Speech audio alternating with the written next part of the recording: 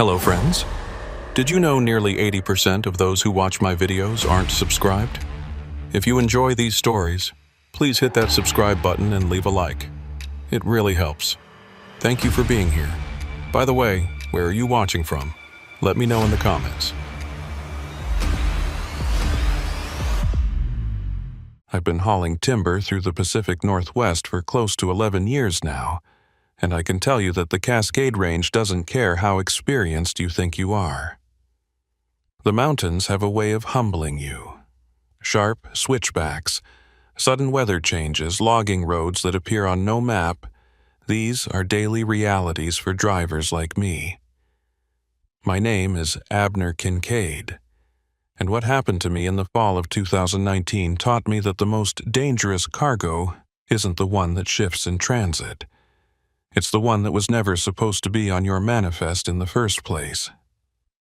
I was working for a mid-sized hauling company called Rainier Freight Solutions out of Tacoma. We specialized in moving raw timber from independent mills scattered throughout the Cascades down to the larger processing plants near the I-5 corridor. The pay was decent, the routes were predictable, and the company didn't micromanage as long as you met your delivery windows. I'd been running the same circuit for 3 years. Pick up at a mill outside of Concrete, Washington, haul south through the Mount Baker Snoqualmie National Forest, hit the way station just past Darrington, then continue down to a processing facility in Everett. Twice a week, sometimes 3 times if they needed extra runs during peak season. The route took me through some of the most beautiful country you'll ever see. All Douglas fir and western red cedar, mist clinging to the ridgelines like something out of a painting. But beauty up here comes with a price. The logging roads are narrow, barely maintained, and during certain times of year you're sharing them with active timber operations. I'd had close calls with fallen trees, washouts after heavy rain, even a black bear that refused to move off the road for a solid 20 minutes. You learn to expect the unexpected. That Tuesday started like any other. I rolled into the mill around 4 in the morning, the sky still pitch black and the temperature hovering just above freezing. The mill was a small operation, maybe 15 employees total, tucked into a clearing surrounded by second-growth forest. The owner had retired and sold it to a management group a year prior, and ever since then the place had been running lean. Fewer workers, longer hours, corners cut wherever possible to keep margins tight. I didn't love it, but it wasn't my business to question how they ran things. My job was to show up, load the timber, verify the paperwork, and get it to Everett before the afternoon shift started processing. The foreman on duty that morning was a woman named Sina Darrow. She was relatively new to the mill, maybe 6 months in, and she ran a tight ship. Sina was in her early 40s, short and stocky, with graying blonde hair usually pulled back in a ponytail. She had a habit of chewing on toothpicks and squinting at you like she was trying to figure out if you were lying. I'd interacted with her maybe a dozen times before this, always brief exchanges. She'd hand me the load manifest, I'd verify the pallet count, we'd both sign off, and I'd be on my way. She wasn't unfriendly, just business-focused. That morning, she seemed a little more tense than usual. I backed my flatbed into the loading zone and killed the engine. The mill was already buzzing with activity, forklifts moving pallets of finished lumber, the high-pitched whine of saws cutting through the early morning stillness. I grabbed my clipboard and thermos of coffee and headed toward the office, a prefab trailer with peeling paint and a crooked wooden sign that read, "Mill Office, no unauthorized entry." Sina was standing outside, smoking a cigarette and tapping her boot against the metal steps.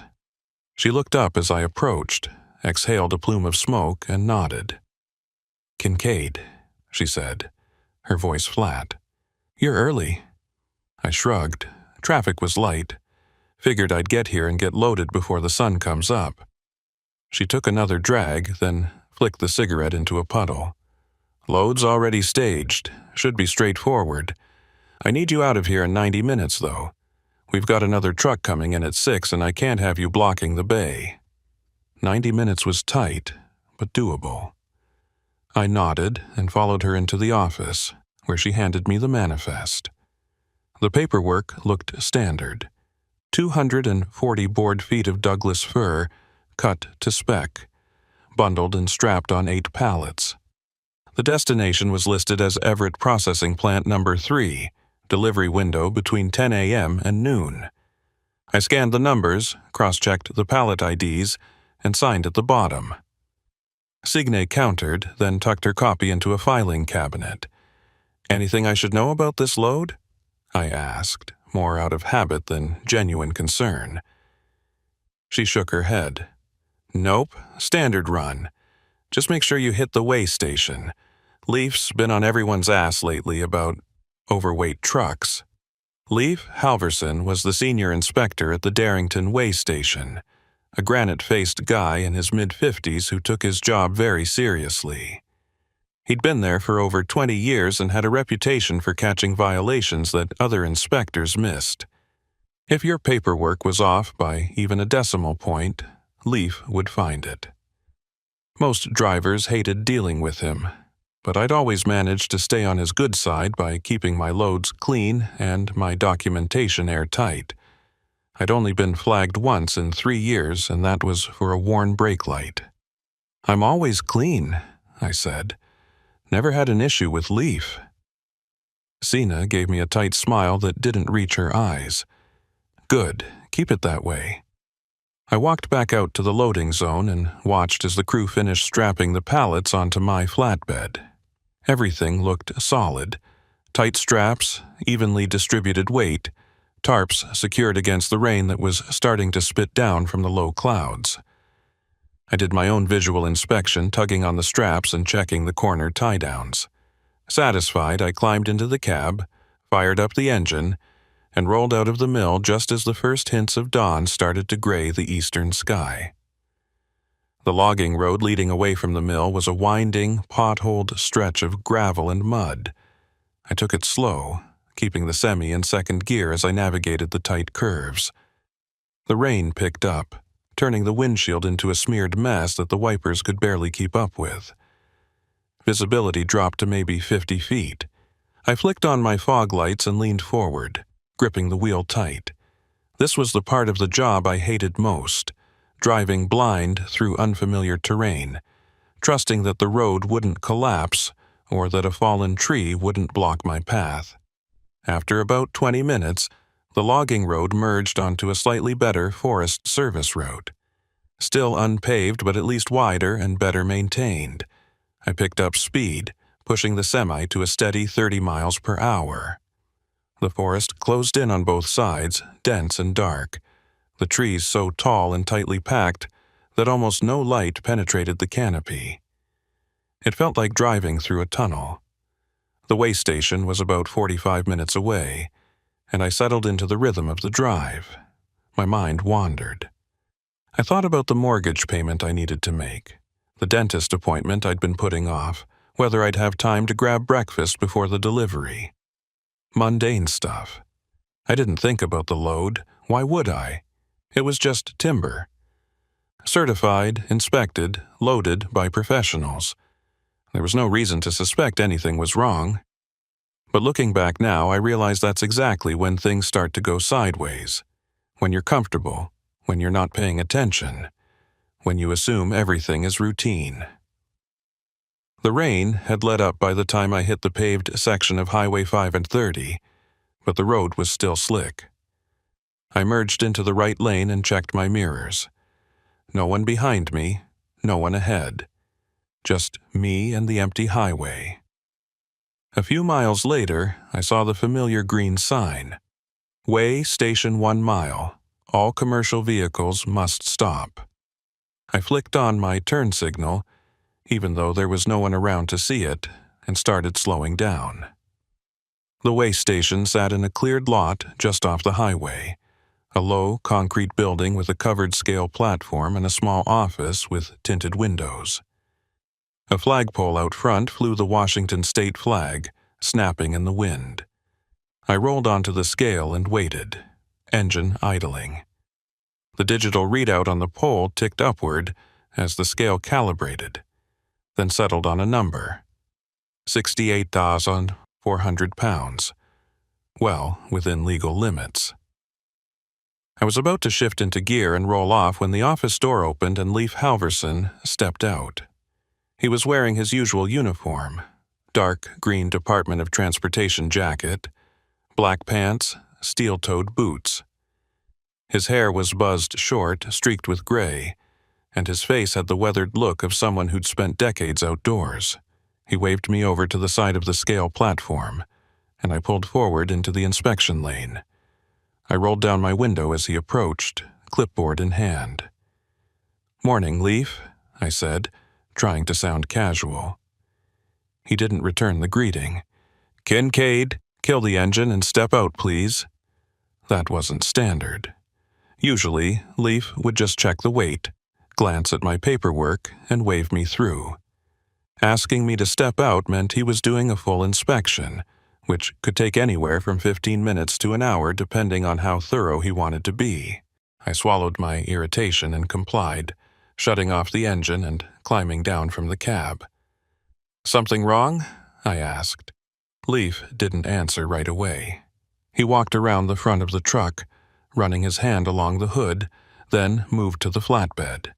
He inspected the straps, checked the tarps, and peered closely at the pallet IDs stenciled on the wood. He pulled out a small flashlight and shone it between the bundles, looking for I didn't know what. After a few minutes, he straightened up and looked at me. "Your paperwork says 240 board feet, 8 pallets. That match what you loaded?" I nodded. "Yeah, loaded it myself.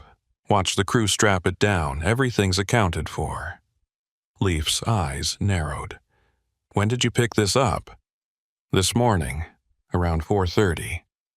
"From the mill outside Concrete?"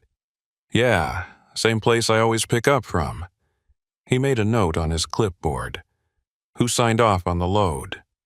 "Signa Darrow. She's the foreman." Leif's expression didn't change, but I noticed his jaw tighten slightly.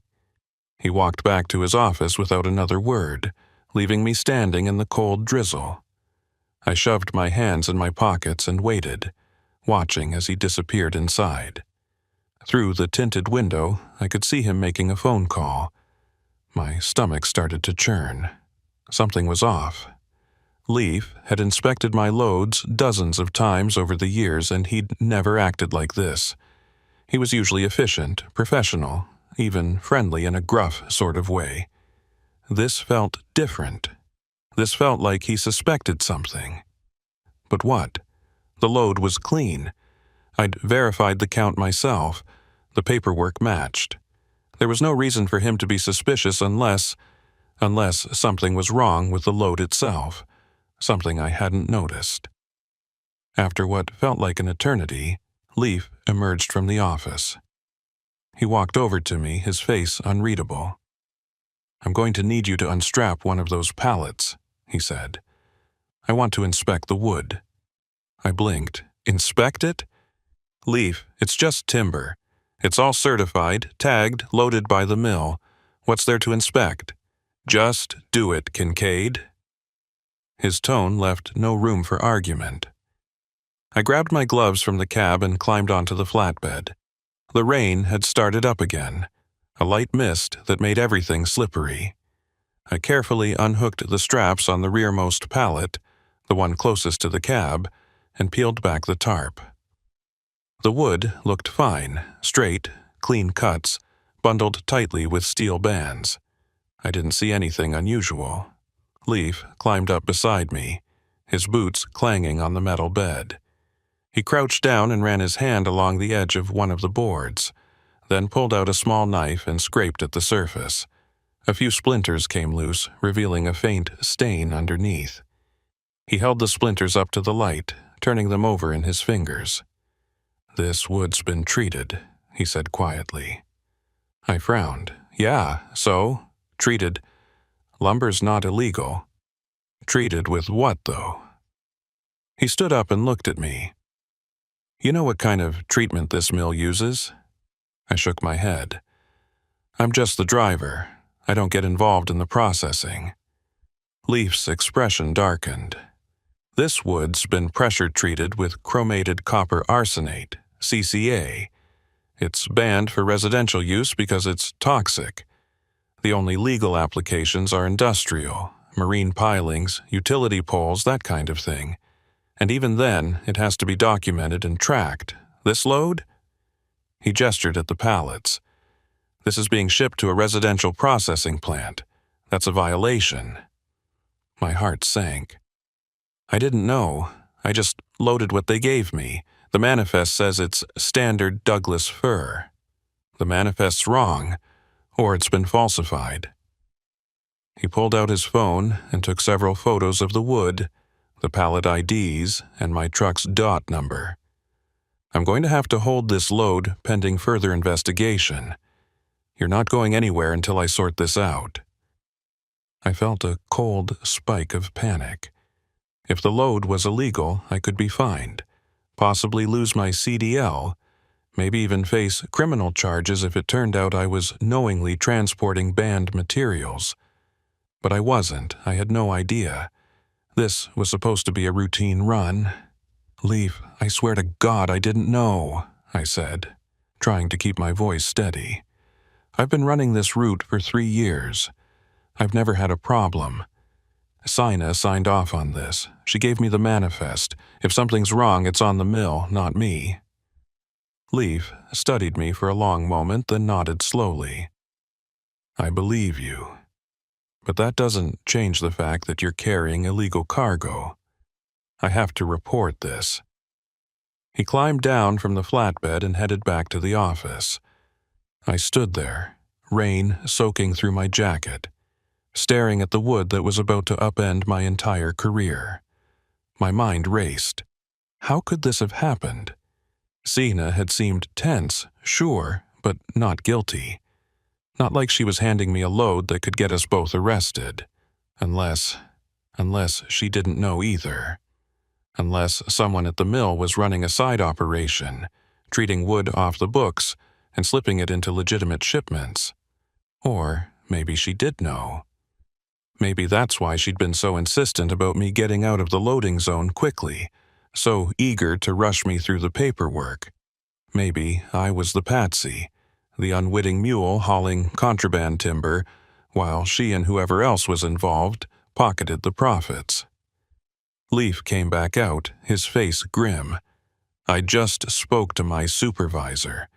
We're impounding the load. You're free to go, but your truck stays here until we finish the investigation. I've also contacted the mill. Someone's going to need to come down here and answer some questions. I felt a wave of relief mixed with dread.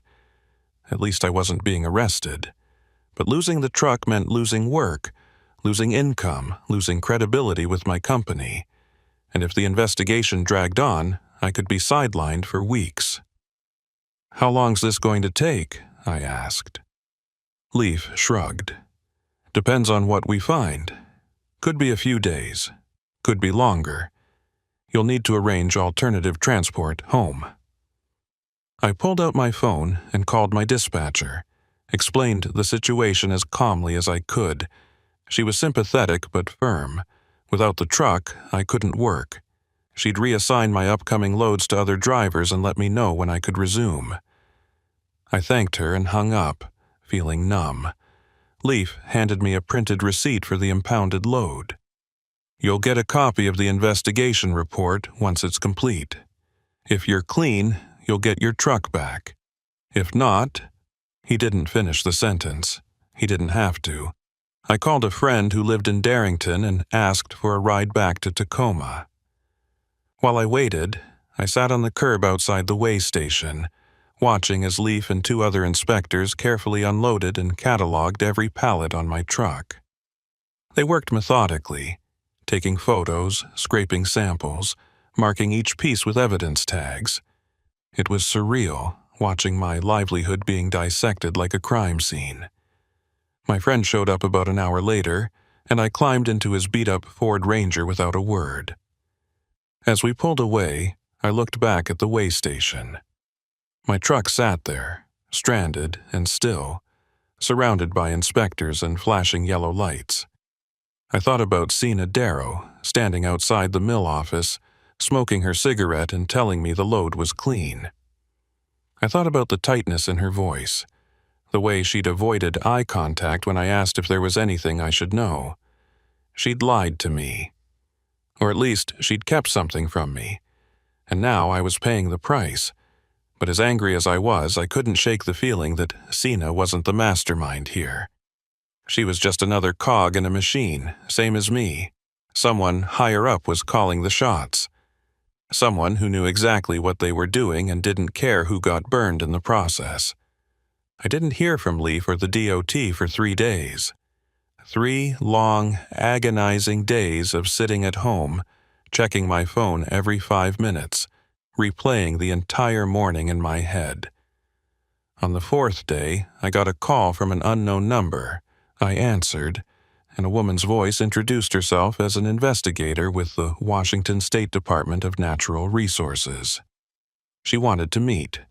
We arranged to meet at a diner in Everett, neutral ground. I arrived early and ordered coffee, my stomach too twisted to eat. She showed up 10 minutes later, a tall, severe-looking woman in her 50s, carrying a briefcase and wearing a state ID badge clipped to her belt. She slid into the booth across from me and got straight to the point. "Mr. Kincaid, I've reviewed the report from the way station. Based on the evidence and your cooperation, we don't believe you had knowledge of the illegal cargo. You're not being charged." I let out a breath I didn't realize I'd been holding. "Thank you." She nodded. "However, the mill you picked up from is under investigation. We've identified a pattern of fraudulent manifests and off-book treatments. Several employees, including the foreman, are persons of interest." Sina. So she was involved. I felt a strange mix of vindication and sadness. "What happens now?" I asked. The investigator leaned back. "That's up to the state attorney's office. But I can tell you this, if you're willing to testify about what happened that morning, it could help build a case." I thought about it. Testifying meant getting dragged into court, reliving the whole ordeal, possibly making enemies of people who might not take kindly to being exposed. But it also meant holding someone accountable. It meant making sure this didn't happen to another driver. "I'll do it," I said. She smiled faintly. "Good, we'll be in touch." She left, and I sat there alone in the booth, staring at my cold coffee. My truck was released 2 days later, and I went back to work. But the route was different now.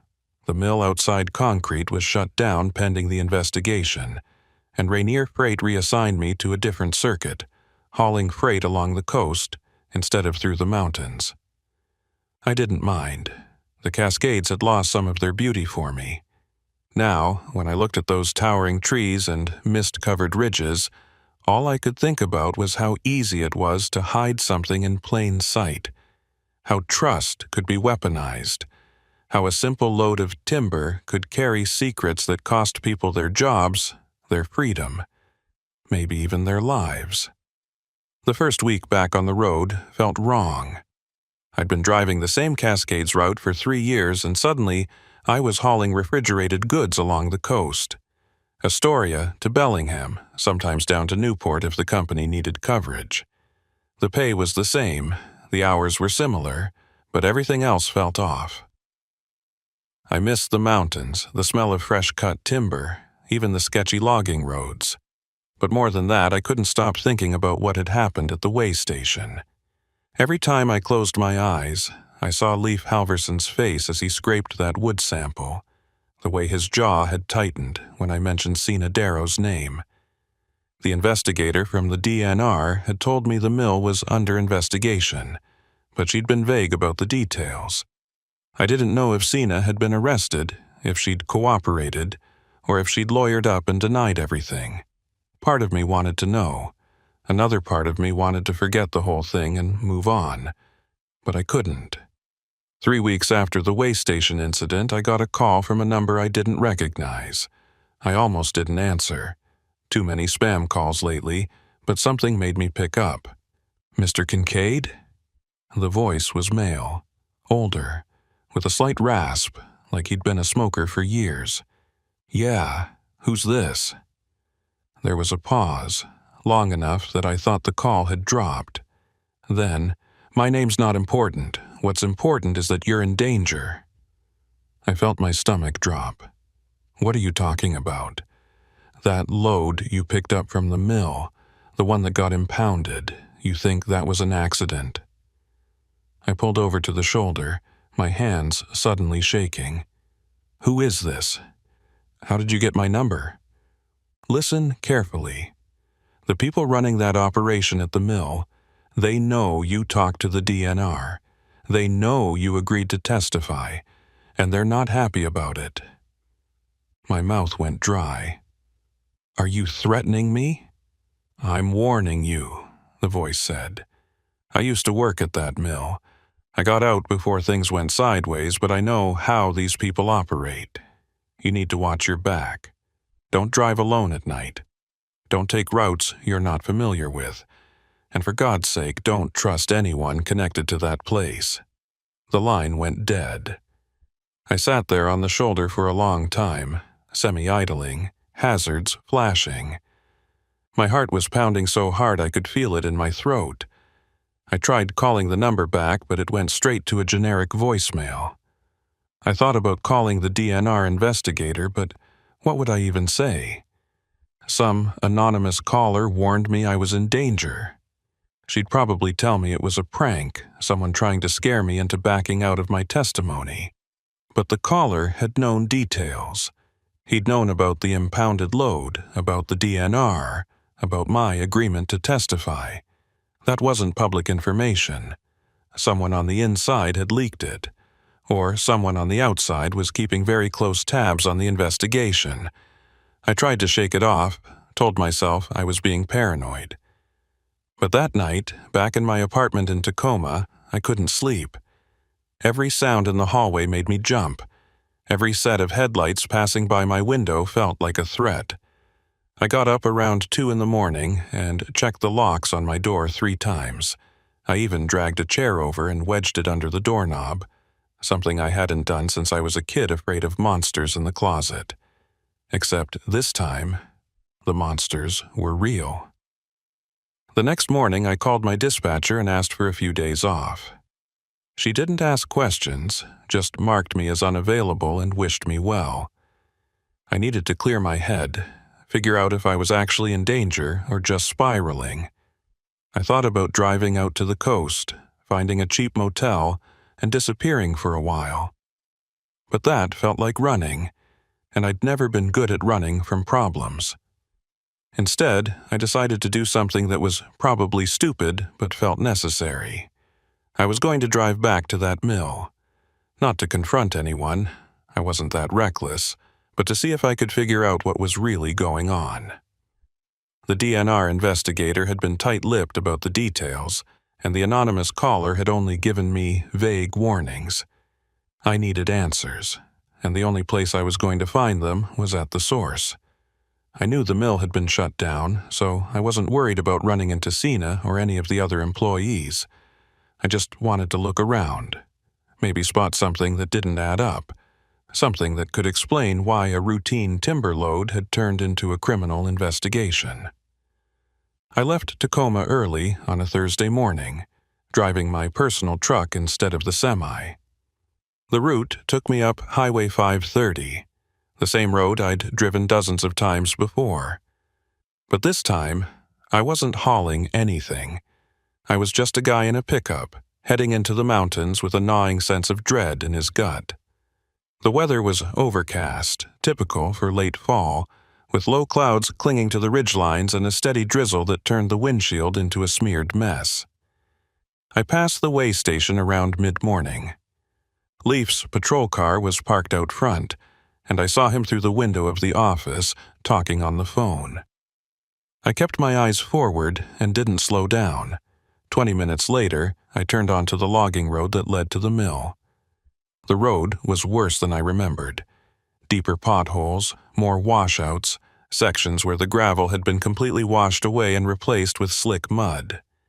I took it slow, gripping the wheel tight as my truck bounced and slid through the ruts. The forest felt oppressive, the trees so dense and tall that almost no light reached the ground. It was like driving through a tunnel that never ended. The mill appeared after about 30 minutes of rough driving. It looked abandoned. The gate was chained shut, and a hand-painted sign hung from the fence. Property under investigation. No trespassing. Violators will be prosecuted. I parked my truck on the shoulder about 50 yards away and killed the engine. For a few minutes, I just sat there, staring at the mill through the rain-streaked windshield. The place looked dead. No lights, no movement, no sound except for the patter of rain on metal roofs. I thought about turning around and heading back to Tacoma. This was a bad idea. If someone saw me here, I could be accused of tampering with evidence or interfering with an investigation. But I'd driven all this way, and I wasn't going to leave without at least taking a look around. I grabbed a flashlight from the glove box, pulled my hood up against the rain, and climbed out of the truck. The chain on the gate was secured with a heavy padlock, but the fence itself was old and sagging. I found a section where the chain link had been bent back, probably by someone else who'd had the same idea I did, and squeezed through. My jacket caught on the wire and tore, but I didn't care. I was already soaked. The mill yard was a mess. Pallets of unfinished lumber sat in the rain, warping and rotting. A forklift was parked near the main building, its tires flat and its paint peeling. Puddles had formed in the low spots, reflecting the gray sky like broken mirrors. I walked slowly, keeping my head on a swivel. The office trailer where Sina had handed me the manifest was still standing, but the door was hanging open, creaking in the wind. I approached cautiously and shone my flashlight inside. The place had been ransacked. Filing cabinets were overturned, papers scattered everywhere, desk drawers pulled out and dumped on the floor. It looked like someone had been searching for something specific and hadn't cared about the mess they left behind. I stepped inside, my boots crunching on broken glass. The air smelled like mildew and old smoke. I crouched down and sifted through some of the papers on the floor. Invoices, delivery receipts, employee timesheets. Nothing out of the ordinary. But then I noticed something wedged under the overturned filing cabinet. I pulled it out carefully. It was a ledger, the old-fashioned kind with a marbled cover and handwritten entries. I flipped it open and started reading. The entries were dates, quantities, and initials. No names, just initials. But the pattern was clear. Every few days there was an entry for CCA treatment, followed by a board foot count and a set of initials, SD, Signadero. My stomach turned. So she had been involved. But as I kept reading, I noticed something else. Some of the entries had a second set of initials next to them, LH. Leif Halverson. I stared at the page, my mind racing. Leif had been the one to catch the illegal load.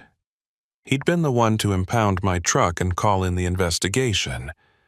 But if his initials were in this ledger, that meant he was part of the operation. Unless he'd been investigating it from the inside. Unless he'd known something was wrong and had been waiting for the right moment to blow the whole thing open. Or maybe he'd been covering his tracks. Maybe he'd impounded my load not because he was trying to stop the illegal shipments, but because I'd accidentally stumbled into something I wasn't supposed to see. My hands were shaking as I tucked the ledger under my jacket. I needed to get out of here. I needed to show this to the DNR investigator and let her figure out what it meant. I turned to leave, but froze when I heard a sound outside. Footsteps. Slow, deliberate, crunching through the gravel. I killed my flashlight and pressed myself against the wall, heart hammering in my chest. The footsteps stopped just outside the trailer door. I held my breath, praying whoever it was would move on. But they didn't. The door creaked open wider, and a figure stepped inside. It was too dark to make out details, but I could see the silhouette. Broad shoulders, a heavy coat, something in their right hand. A flashlight or maybe a weapon. The figure swept their light around the room, the beam cutting through the darkness like a blade.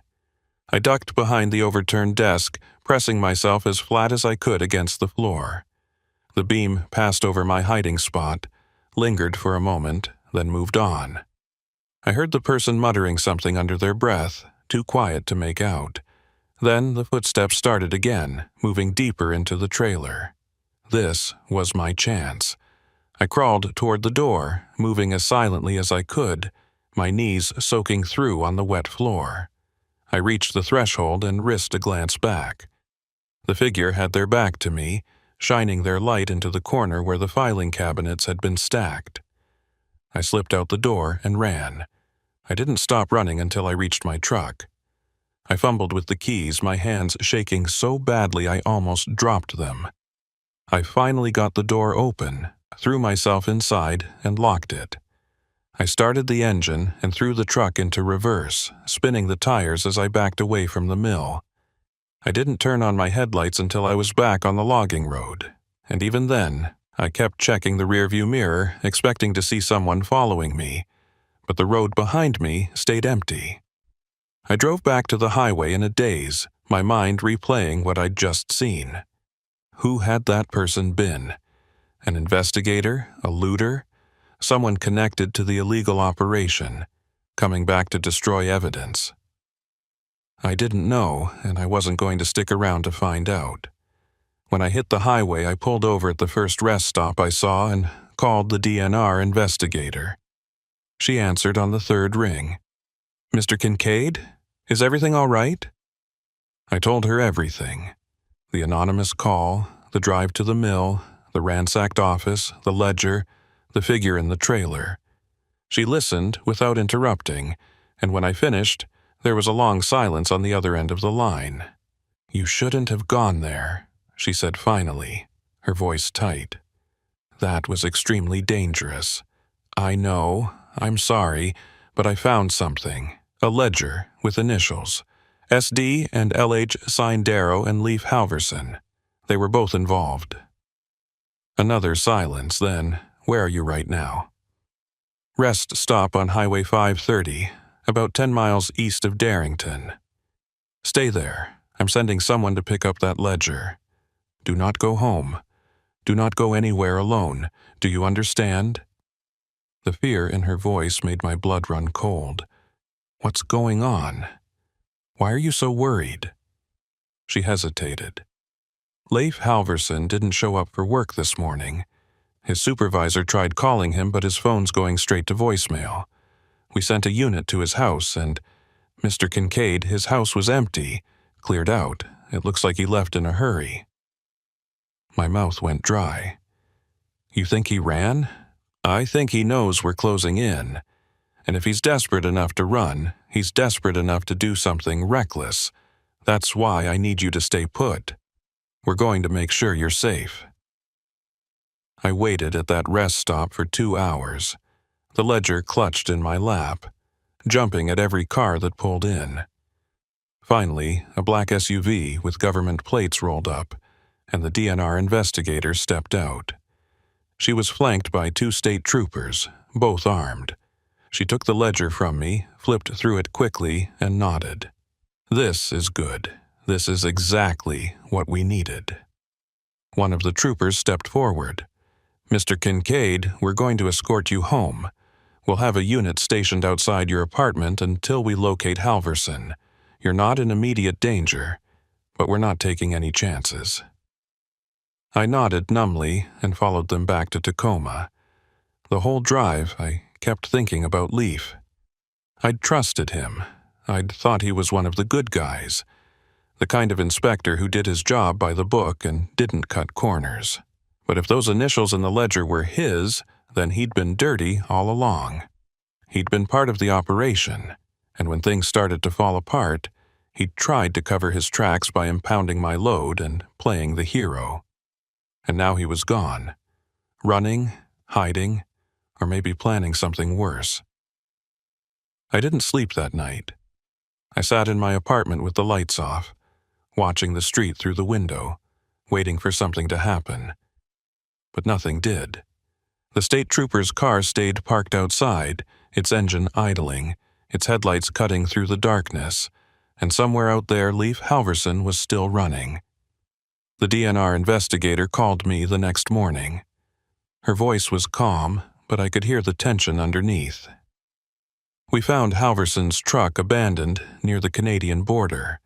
It looks like he tried to cross on foot, but the Border Patrol picked him up. He's in custody now. I felt a wave of relief wash over me. Is it over? She paused. The investigation's ongoing, but the immediate threat is neutralized.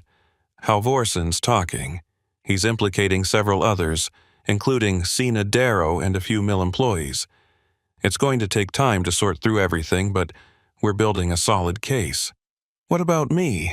Am I still going to have to testify? Probably, but with Halverson in custody and the ledger as evidence, your testimony won't be the linchpin anymore. You'll just be corroborating what we already know. I thanked her and hung up. For the first time in weeks, I felt like I could breathe again. But the relief was short-lived. That afternoon, I got another call. This time it was from my company. The dispatcher's voice was tight. "Kincaid, we need to talk. Can you come into the office?" I drove to the Rainier Freight Solutions headquarters, a low-slung building near the port of Tacoma. The dispatcher met me in the lobby, her face unreadable. "Follow me," she said, and led me to a small conference room. Sitting at the table was the company's owner, a grizzled guy in his 60s named Harold. He didn't stand when I entered, just gestured to the chair across from him. "Sit down, Abner." I sat. Harold leaned back and folded his arms. "I'm going to get right to it. We've been following the investigation into the mill, and we've seen the ledger you turned over to the DNR. Your name's not in it, and the investigators have cleared you of any wrongdoing. That's good." I nodded, not sure where this was going. "But here's the thing," Harold continued. "This whole situation has put a spotlight on our company. The DNR's asking questions about our vetting process, our relationships with suppliers, our oversight protocols. And the truth is, we don't have good answers. We trusted that mill and they burned us. That reflects poorly on Rainier Freight, and by extension, on you." My stomach sank. "You're firing me?" Harold shook his head. "No, but I'm taking you off the timber routes indefinitely. We're restructuring our contracts, and we can't afford to have someone involved in this mess, even indirectly, representing us to new clients. You'll stay on the coast routes for now. If things settle down in a few months, we'll revisit." I wanted to argue, to tell him that I'd done everything right, that I'd been the one to expose the illegal operation, but I knew it wouldn't matter.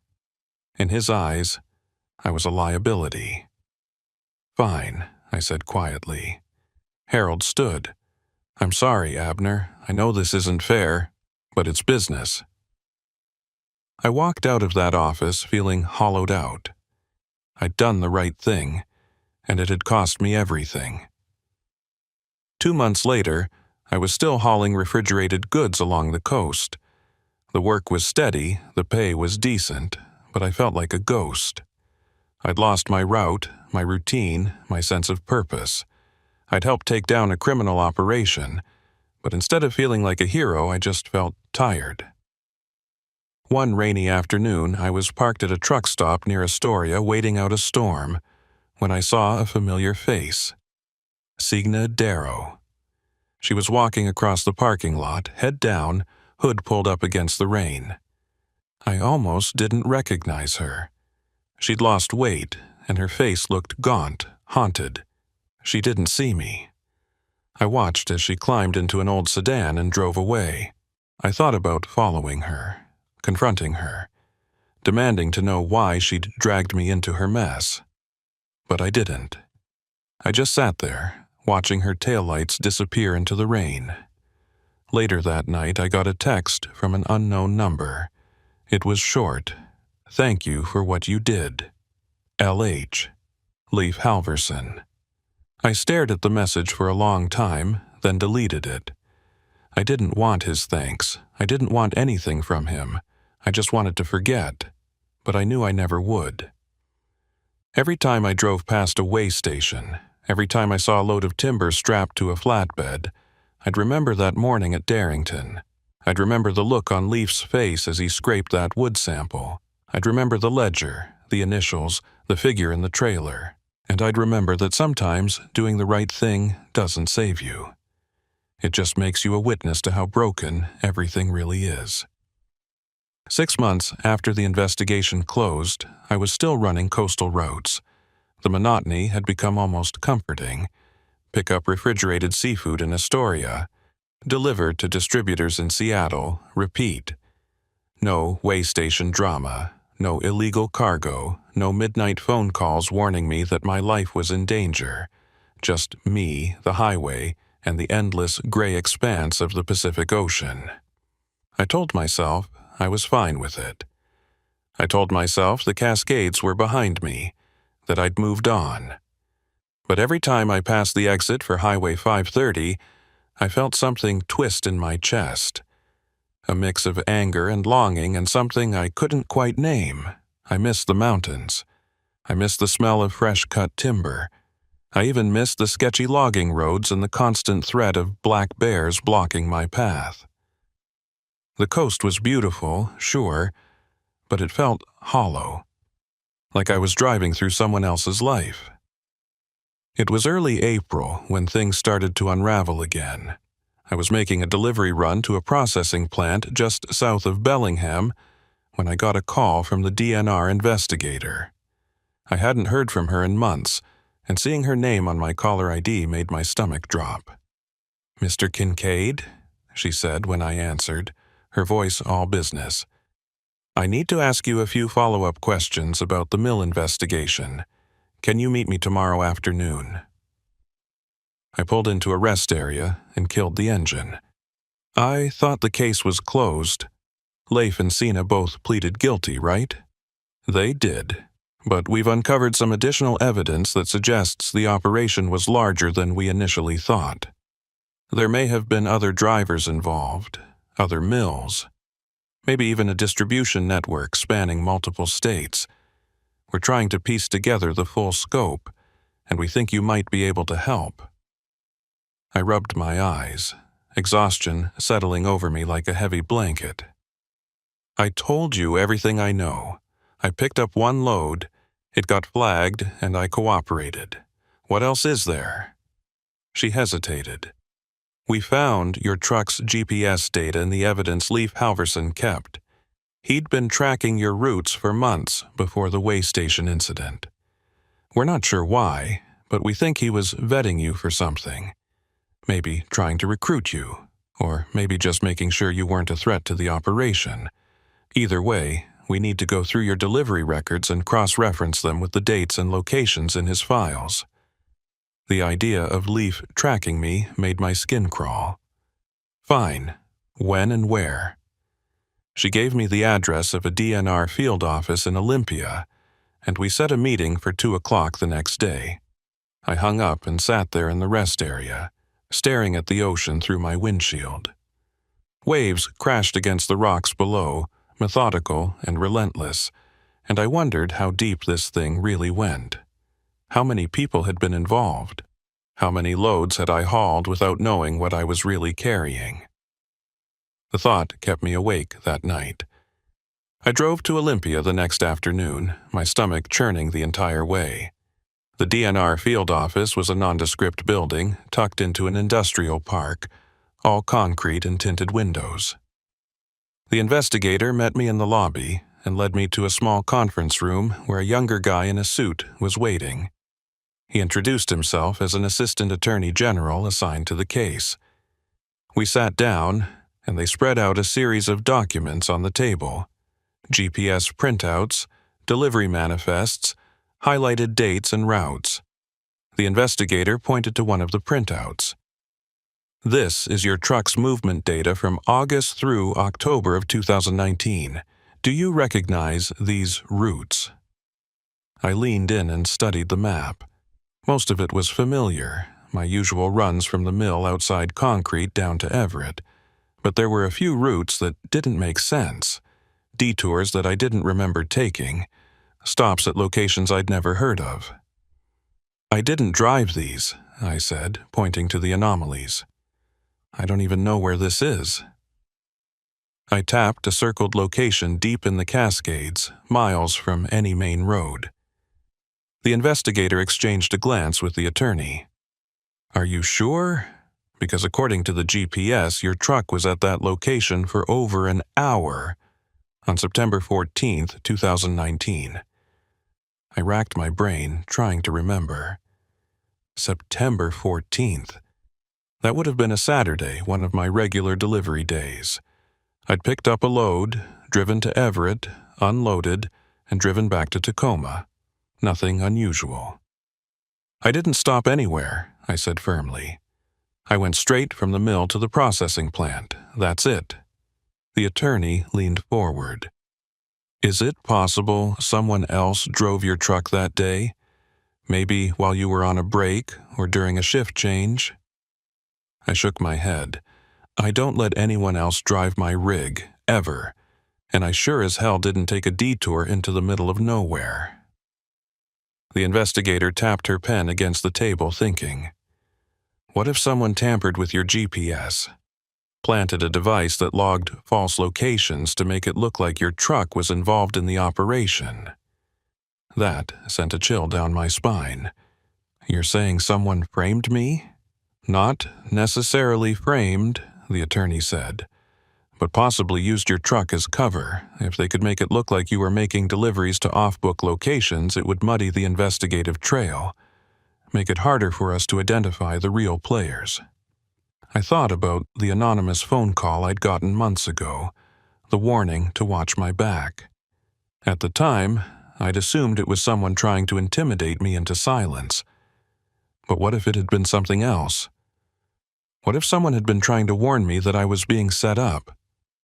What do you need from me? I asked. The investigator slid a stack of papers across the table. We need you to go through every delivery you made between August and October 2019. Cross-check your personal logs, fuel receipts, anything that can verify your actual movements. If we can prove that you weren't at these locations, it'll help us narrow down who was.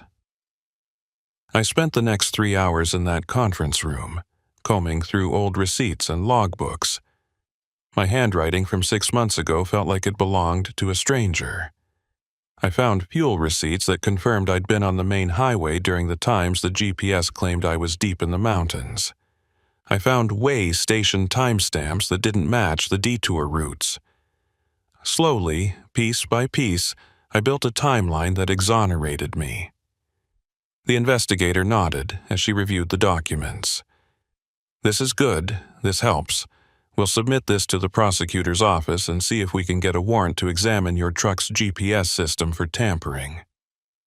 I left the office feeling drained. The sun was setting, casting long shadows across the parking lot, and I sat in my truck for a long time before starting the engine. Someone had gone to a lot of trouble to make it look like I was part of the operation. Someone who had access to my truck, my schedule, my routes. The list of people who fit that description was short, and most of them were either in jail or under investigation. I drove back to Tacoma in silence, my mind spinning. When I got home, I did something I hadn't done in months. I pulled out the old route maps from my Cascades runs and spread them across my kitchen table. I marked every mill I'd picked up from, every way station I'd passed through, every processing plant I'd delivered to. Then I overlaid the GPS anomalies from the DNR's printouts. A pattern started to emerge. The false GPS locations weren't random. They were all clustered around a specific area, a remote stretch of national forest land northwest of Concrete, accessible only by unmarked logging roads. I grabbed my laptop and pulled up satellite imagery of the area. It was dense forest, no visible structures, no clearings. But when I zoomed in, I noticed something. Tire tracks. Faint, but unmistakable. Someone had been driving back there regularly and recently. I sat back, my heart pounding. This wasn't over. The investigation had closed. The main players were in custody, but there was still something out there. Something the DNR hadn't found yet, and whoever was running it had tried to pin it on me. I thought about calling the investigator, but I hesitated. What would I even tell her? That I'd spent my evening playing armchair detective and found some tire tracks on Google Earth? She'd probably tell me to let the professionals handle it and go back to my coastal roots. But I couldn't, not this time. I'd been dragged into this mess against my will, had my career derailed, my reputation questioned, my safety threatened, and now someone had tried to frame me. I wasn't going to sit back and wait for answers. I was going to find them myself. The next morning, I called in sick to work and loaded my personal truck with supplies: flashlight, battery pack, water, a road atlas, and a hunting knife I'd inherited from my grandfather. I wasn't planning on confronting anyone, but I wasn't going out there unarmed either. The drive to the Cascades felt surreal. I was retracing the same route I'd driven dozens of times for work, but this time I wasn't hauling timber. I was hunting for the truth. I passed the way station around mid-morning. A different inspector was on duty, someone I didn't recognize. I waved as I rolled by and he waved back, oblivious. The turnoff to the logging road was exactly where the satellite imagery had shown it. A barely visible gap in the tree line, marked only by a faded Forest Service sign that read, "Road closed, authorized vehicles only." I ignored the sign and turned in. The road was worse than anything I'd driven during my timber runs. Deep ruts, fallen branches, sections where the ground had collapsed into muddy sinkholes. My truck bottomed out twice, the undercarriage scraping against rocks. I kept going, following the tire tracks visible in the mud.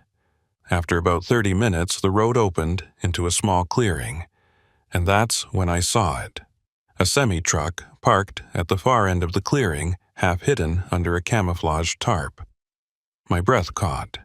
I parked my truck at the edge of the clearing and approached on foot, moving slowly, every sense on high alert. The semi was old, the paint faded and streaked with rust, but the tires looked new. Someone had been using this truck recently.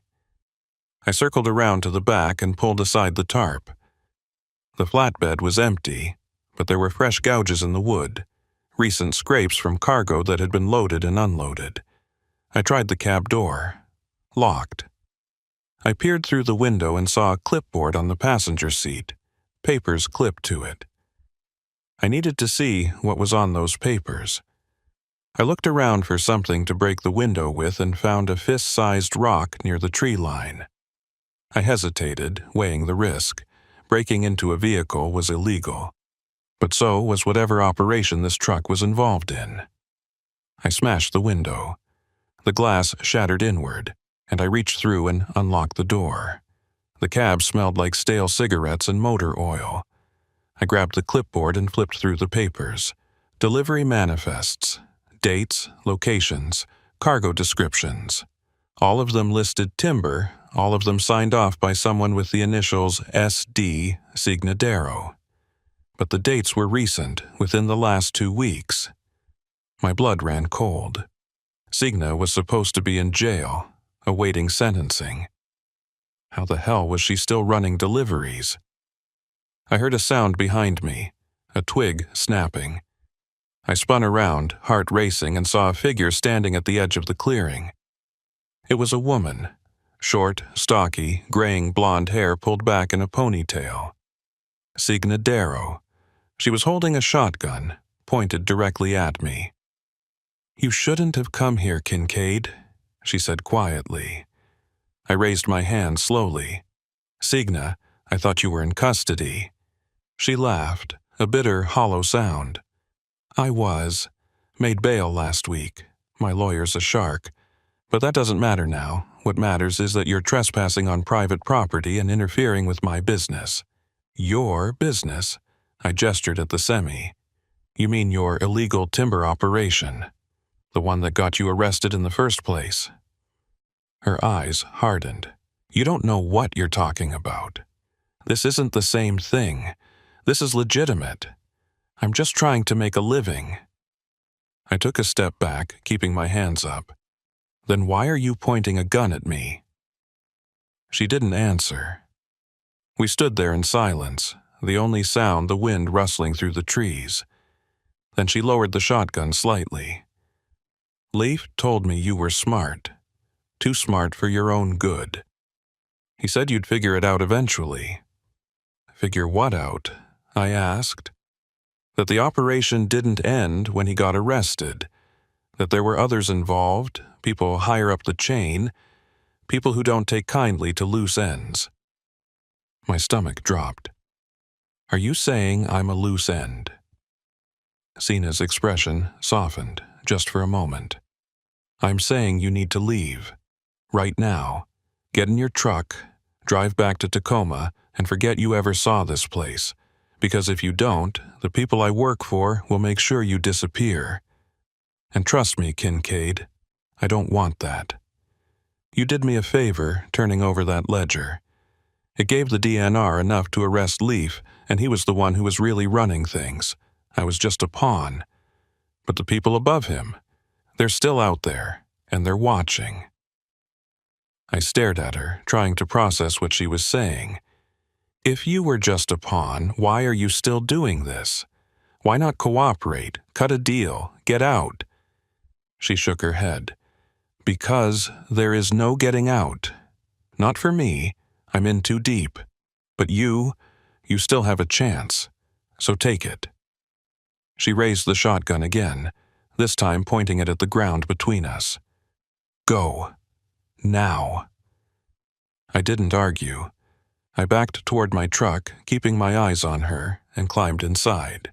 As I started the engine, I saw her turn and walk back into the forest, the shotgun slung over her shoulder. I drove out of that clearing faster than I should have, the truck bouncing and sliding through the mud. I didn't stop until I hit the main highway, and even then, I kept checking my mirrors, expecting to see someone following me. I called the DNR investigator from a gas station and told her everything. She listened in silence, and when I finished, she let out a long breath. "You're lucky she didn't kill you." "I know. We'll send a team out there first thing tomorrow. If that semi's still there, we'll impound it and bring Sina back in, but Kincaid? Yeah, stay away from this, you've done enough. Let us handle it from here." I agreed, but I knew I wouldn't be able to let it go. Not completely. Because Sina had been right about one thing. There were people higher up the chain, people who were still out there, and as long as they were free, I wasn't safe. That night, I couldn't sleep. I kept thinking about the look in Sina's eyes when she'd told me to leave. It wasn't anger. It was fear. She was terrified of whoever she was working for, and that terrified me. The next morning, the DNR raided the clearing, but when they got there, the semi was gone. So was Sina. The only thing left was the shattered window of the cab and my boot prints in the mud. The investigator called me later that day. "She's in the wind. We've issued a warrant, but she could be anywhere by now." I thanked her and hung up. I knew Sina wouldn't be found unless she wanted to be. And something told me she was running for her life, just like I was. I never went back to the Cascades after that. I stayed on the coast, driving the same routes day after day, trying to forget. But every time I passed a way station, every time I saw a semi hauling timber, I thought about Sina's warning, about the people higher up the chain, about how deep this thing really went, and I wondered if I'd ever really be free of it. 3 weeks after the clearing incident, I was still running coastal routes and pretending everything was normal. The DNR had gone quiet. No updates on Sina's whereabouts, no leads on the people she'd mentioned, the ones higher up the chain. The investigator had called once to tell me they'd traced the semi's VIN to a shell company registered in Delaware, but the trail went cold after that. Dead end after dead end. I got the sense they were wrapping up the investigation, declaring it a partial victory, and moving on. Leif Halverson was in prison. The mill outside Concrete was permanently shuttered. A few mid-level players had pleaded guilty to misdemeanors. For the state, that was enough. But for me, it wasn't. Because I knew the truth. The operation was still running, just deeper underground, and the people pulling the strings had never even been identified. I tried to ignore it. I focused on work, on keeping my head down, on not drawing attention to myself. But the paranoia never went away. Every time I stopped at a truck stop, I scanned the parking lot for familiar faces. Every time I heard footsteps behind me, I tensed up. I started carrying the hunting knife on my belt instead of leaving it in the glove box. I checked my truck for GPS trackers twice a week, running my hands along the undercarriage, pulling apart the dashboard, searching for anything that didn't belong. I never found anything. But that didn't make me feel safer. It just made me wonder if I was looking in the wrong places. It was late April, almost a year since the original way station incident, when things finally came to a head. I was making a routine delivery to a seafood distributor in Bellingham, hauling a refrigerated load of Dungeness crab from Astoria. The weather was clear, the traffic was light, and for once I was actually enjoying the drive. I had the radio on, windows cracked, the smell of salt air drifting in from the coast. I was about 20 miles south of Bellingham when I noticed the car behind me.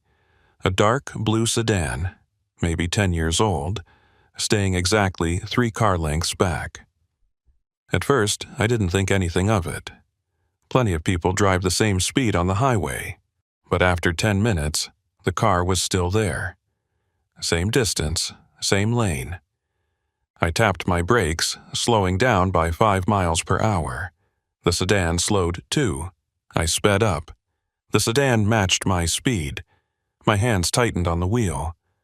I told myself it was a coincidence, just another driver on autopilot not paying attention. But my gut told me otherwise.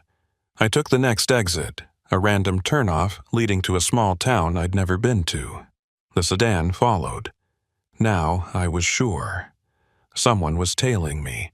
I drove through the town, taking random turns, doubling back, trying to shake them. But the sedan stayed with me, always a few car lengths behind, never closing the gap, never falling back. Whoever was driving knew what they were doing. I pulled into a gas station and parked near the entrance, where the security cameras had a clear view. I killed the engine and waited, watching in the side mirror. The sedan drove past the station, slowed, then turned into a parking lot across the street. The driver didn't get out, just sat there waiting. I pulled out my phone and called the DNR investigator. No answer. I tried again. Voicemail. I cursed under my breath and considered calling 911. But what would I even say? Someone's following me, but they haven't done anything? The cops would tell me to file a report and send me on my way. I needed proof. I needed to know who was in that car and what they wanted. So I did something stupid. I got out of my truck and walked across the street. The sedan's windows were tinted, and I couldn't see inside. I approached slowly, keeping my hands visible, heart pounding in my chest. When I was about 10 feet away, the driver's door opened. A man stepped out, tall, mid-50s, wearing a suit that looked expensive but rumpled, like he'd been wearing it for days. His hair was graying at the temples, his face lined and tired. He didn't look dangerous. He looked exhausted. "Abner Kincaid?" he said. His voice was calm, almost friendly. I stopped walking, "Who's asking?" He reached into his jacket, and I tensed, ready to run. But he just pulled out a business card and held it out to me. I didn't take it. He set it on the hood of the sedan and stepped back. "My name's not important. What's important is that we talk." I glanced at the card. It was blank except for a phone number. No name, no company, no logo. "Talk about what?" I asked. "About the operation you stumbled into, about the people running it, and about why you're still alive." That got my attention. I picked up the card, turned it over.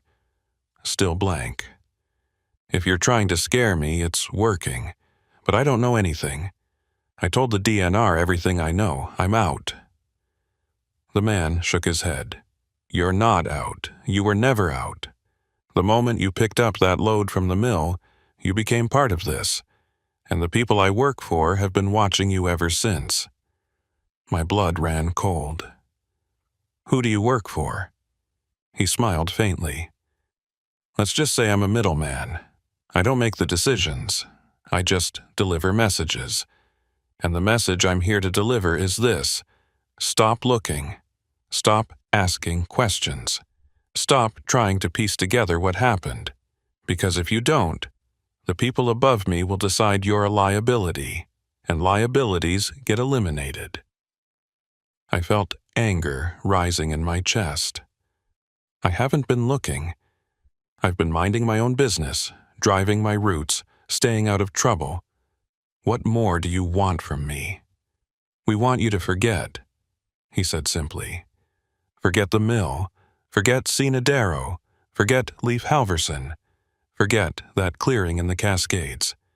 Pretend none of it ever happened, because if you don't, we can't protect you." I laughed bitterly. "Protect me? You're threatening me." "I'm warning you," he said. "There's a difference. The people I work for don't make threats. They just act. And if they decide you're a problem, you won't see it coming. One day, you'll be driving down the highway and your brakes will fail. Or you'll stop at a rest area and you won't wake up. Or your truck will get hit by another semi and it'll look like an accident. That's how they operate. Clean, efficient, untraceable." I stared at him, trying to read his face. He wasn't lying. I could see it in his eyes. He was genuinely trying to warn me. "Why are you telling me this?" I asked. "Why not just let them kill me and be done with it?" He looked away, his jaw tightening. "Because I've been doing this for a long time, and I'm tired of cleaning up messes. You're not a bad guy, Kincaid. You got dragged into something you didn't understand and you tried to do the right thing. But the right thing doesn't always keep you alive. So I'm giving you a chance. Walk away. Forget, live your life. That's the best offer you're going to get." He turned and climbed back into the sedan. The engine started, and he rolled down the window. "One more thing," he said.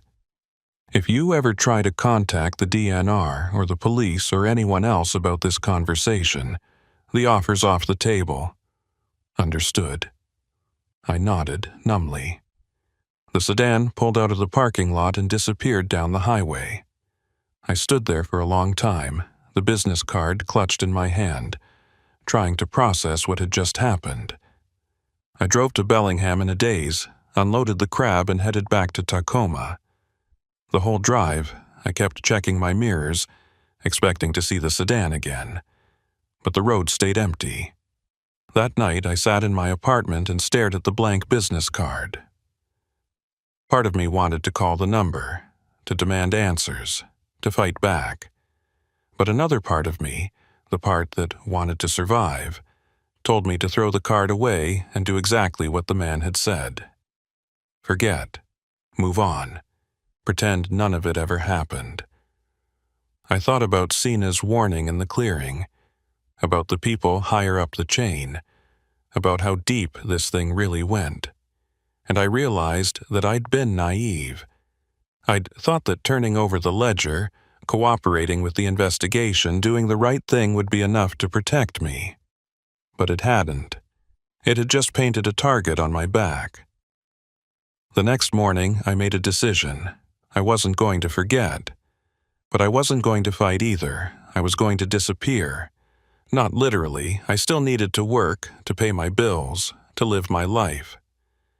But I was going to become invisible. No more questions, no more digging, no more trying to piece together the puzzle. I would drive my routes, keep my head down, and blend into the background. I would become just another trucker, hauling refrigerated goods up and down the coast, unremarkable and forgettable. And for a while, it worked. Weeks turned into months, and nothing happened. No more sedans following me, no more anonymous phone calls, no more late-night visits from men in expensive suits. I started to think that maybe, just maybe, I was safe. But then, 6 months later, I got a package in the mail. No return address, no postage, just my name written in block letters on the front. Inside was a single photograph. It was a picture of me, taken from a distance, standing outside my apartment building. The photo was recent. I recognized the jacket I was wearing, the coffee cup in my hand. On the back, someone had written a single sentence in red ink. "We're still watching." I burned the photograph in my kitchen sink and flushed the ashes down the drain. Then I packed a bag, got in my truck, and drove. I didn't have a destination. I just needed to move, to put distance between myself and whatever was closing in. I ended up at a truck stop outside of Portland, sitting in my cab with the doors locked, staring at the blank business card I'd kept all these months. I pulled out my phone and dialed the number. It rang 3 times, then went to a generic voicemail. I didn't leave a message. I just hung up and sat there in the darkness, listening to the hum of idling engines and the distant sound of traffic on the interstate. I thought about Leif Halverson sitting in a prison cell, probably safer than I was. I thought about Sina Darrow, wherever she was, running for her life. And I thought about all the other drivers out there, hauling loads they didn't fully understand, trusting that the paperwork was clean and the cargo was legal. How many of them had stumbled into something like this? How many had been silenced, eliminated, erased? I didn't have answers. I probably never would. But I knew one thing for certain. The operation was still running. The people at the top were still out there, still moving illegal timber, still making money, still destroying lives. And as long as they were free, I would never be safe. I started the engine and pulled back onto the highway, merging into the flow of traffic. The road stretched out ahead of me, dark and endless, and I drove into it without looking back, because that's what you do when you're a trucker. You keep moving, you keep driving, even when you don't know where you're going, even when you know something's following you, even when you realize that the only way to survive is to pretend you never saw anything at all. And so I drive, up and down the coast, day after day, load after load. I pass way stations and think about Leif. I see logging trucks and think about Sina. I get anonymous calls that go straight to voicemail, and I delete them without listening. I check my mirrors obsessively. I vary my routes. I never stay in the same place twice. And every night before I fall asleep, I wonder if this will be the night they finally come for me. But they haven't. Not yet. Maybe they've decided I'm not a threat. Maybe they're just waiting for the right moment. Or maybe they're still watching, still testing, still deciding whether I'm worth the trouble. I don't know. And the worst part is I'll never know. That's what fear does to you. It doesn't need to kill you to destroy your life. It just needs to make you live in constant uncertainty, always looking over your shoulder, always waiting for the other shoe to drop. I haven't been back to the Cascades since that day in the clearing. I probably never will. But sometimes, late at night, when I'm driving through the rain and the road is empty and dark, I think about that hidden semi, about the tire tracks in the mud, about the manifest signed with Sina's initials. And I wonder how many other clearings are out there, hidden in the mountains, running operations that no one will ever uncover. How many other drivers are being used, manipulated, framed? How many other people are living in fear just like me? The truth is, I'll never know the full story. I'll never know who the people at the top are, or how far the network really extends, or what happened to Sine after she disappeared. All I know is that I was a pawn in a game I didn't understand, and I'm lucky to still be alive. But luck runs out eventually, and when mine does, I probably won't even see it coming. That's the real horror of it all. Not the threats, not the violence, not even the fear. It's the uncertainty, the not knowing. The realization that you can do everything right and still end up a casualty in someone else's war. So I keep driving. I keep my head down. I keep my mouth shut. And I hope that's enough. But deep down, I know the truth. It's never enough. Because once you've seen what I've seen, once you know what I know, there's no going back to normal. There's only the road, the endless miles of asphalt stretching out ahead, and the knowledge that somewhere out there, in the shadows of the Cascades, the operation is still running. The timber is still moving, the money is still changing hands, and the people at the top are still watching, still waiting, still deciding. I got a new text message 2 weeks ago. Unknown number, just 3 words. Drive safe, Kincaid. I deleted it immediately. But I couldn't delete the feeling it left behind. The certainty that they know where I am. That they've always known. That they're letting me live for now, as long as I stay quiet. As long as I keep pretending. As long as I play my part. And so I do. Because what choice do I have? I'm just a trucker.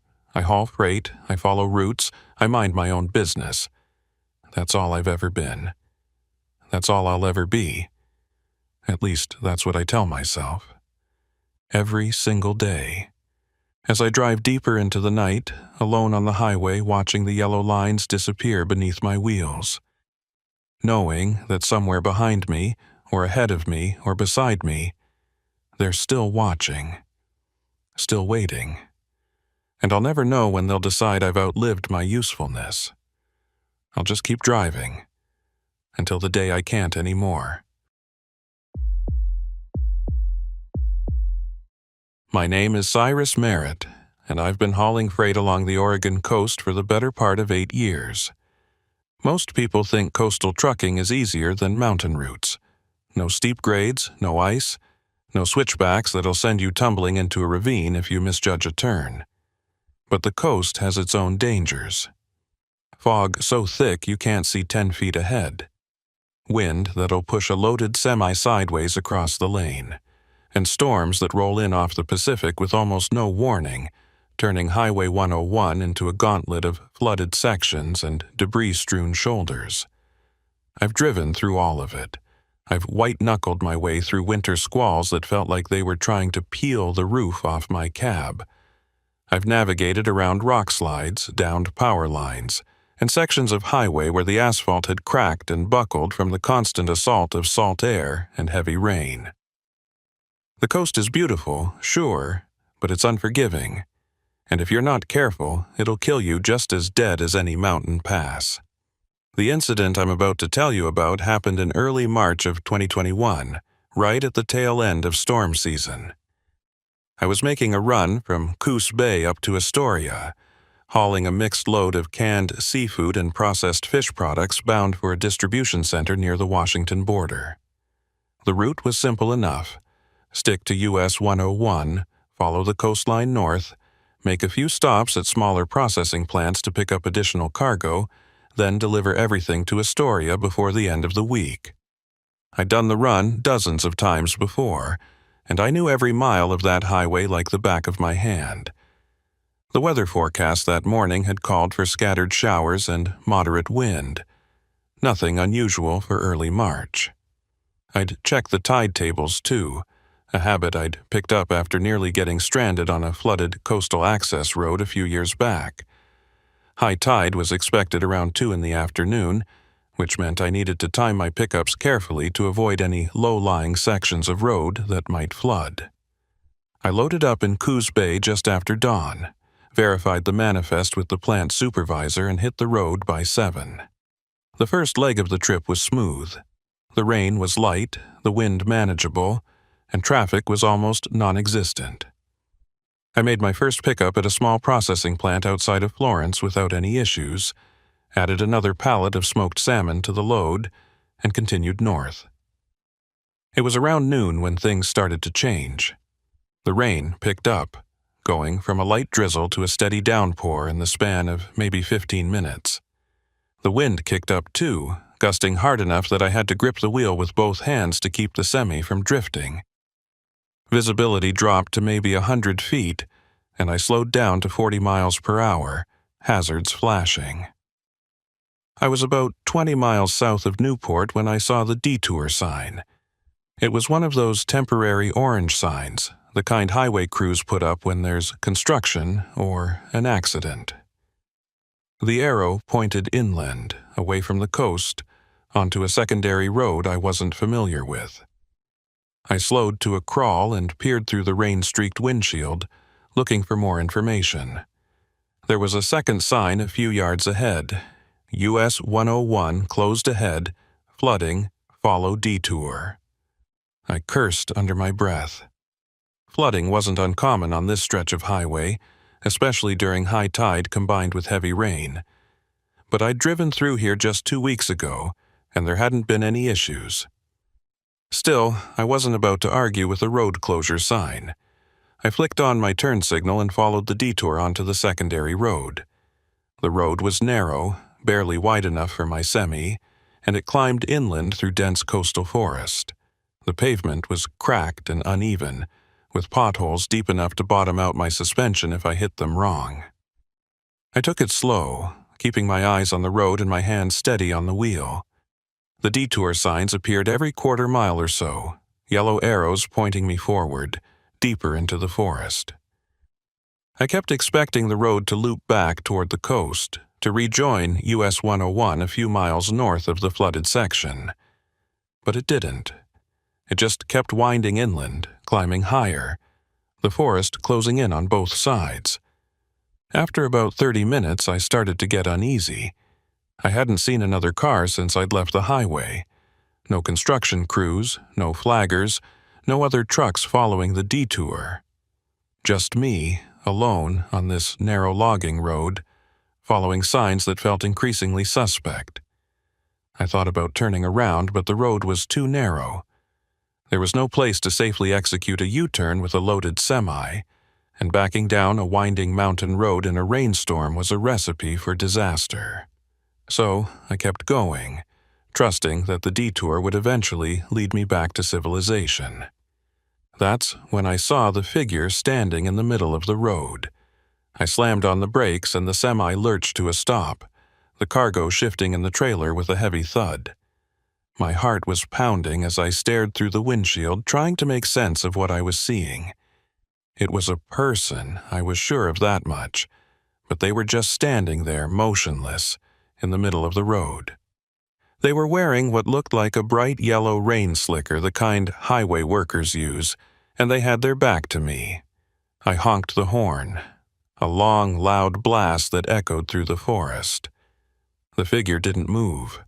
I honked again, leaning on the horn for a solid 5 seconds. Still nothing. My unease shifted into something closer to fear. This wasn't right. No one just stands in the middle of a road during a rainstorm, ignoring a semi that's 50 feet away and blaring its horn. I thought about backing up, trying to turn around despite the narrow road, but before I could shift into reverse, the figure turned around. And that's when I realized something was very, very wrong. The person was wearing a mask.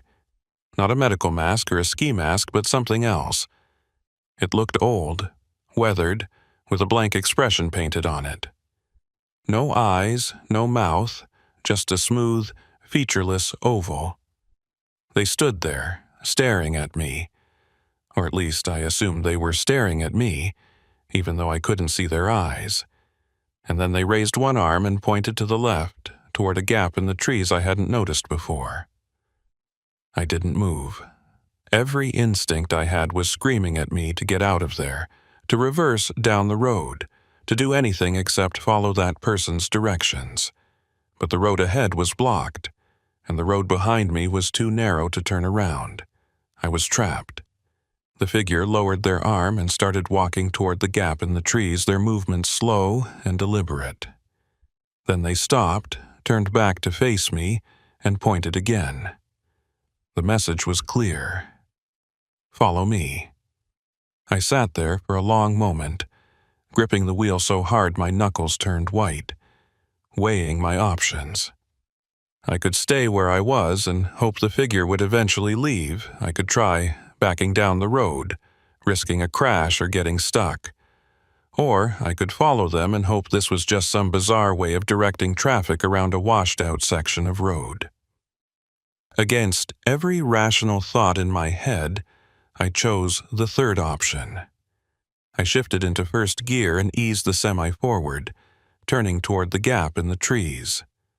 The path was barely wide enough for my truck, branches scraping against the sides of the trailer as I squeezed through. The figure in the yellow slicker walked ahead of me, always staying just at the edge of my headlights, never looking back. We continued like this for maybe 10 minutes, the path growing narrower and more overgrown with each passing yard. I was certain I'd made a terrible mistake. This wasn't a detour. This was something else entirely. And then, just as I was about to stop and refuse to go any further, the path opened up into a small clearing. And sitting in the middle of that clearing was a building. It was a single-story structure, old and weathered, with peeling paint and boarded-up windows. It looked like it had been abandoned for decades. There was a faded sign hanging above the door, but the rain and darkness made it impossible to read.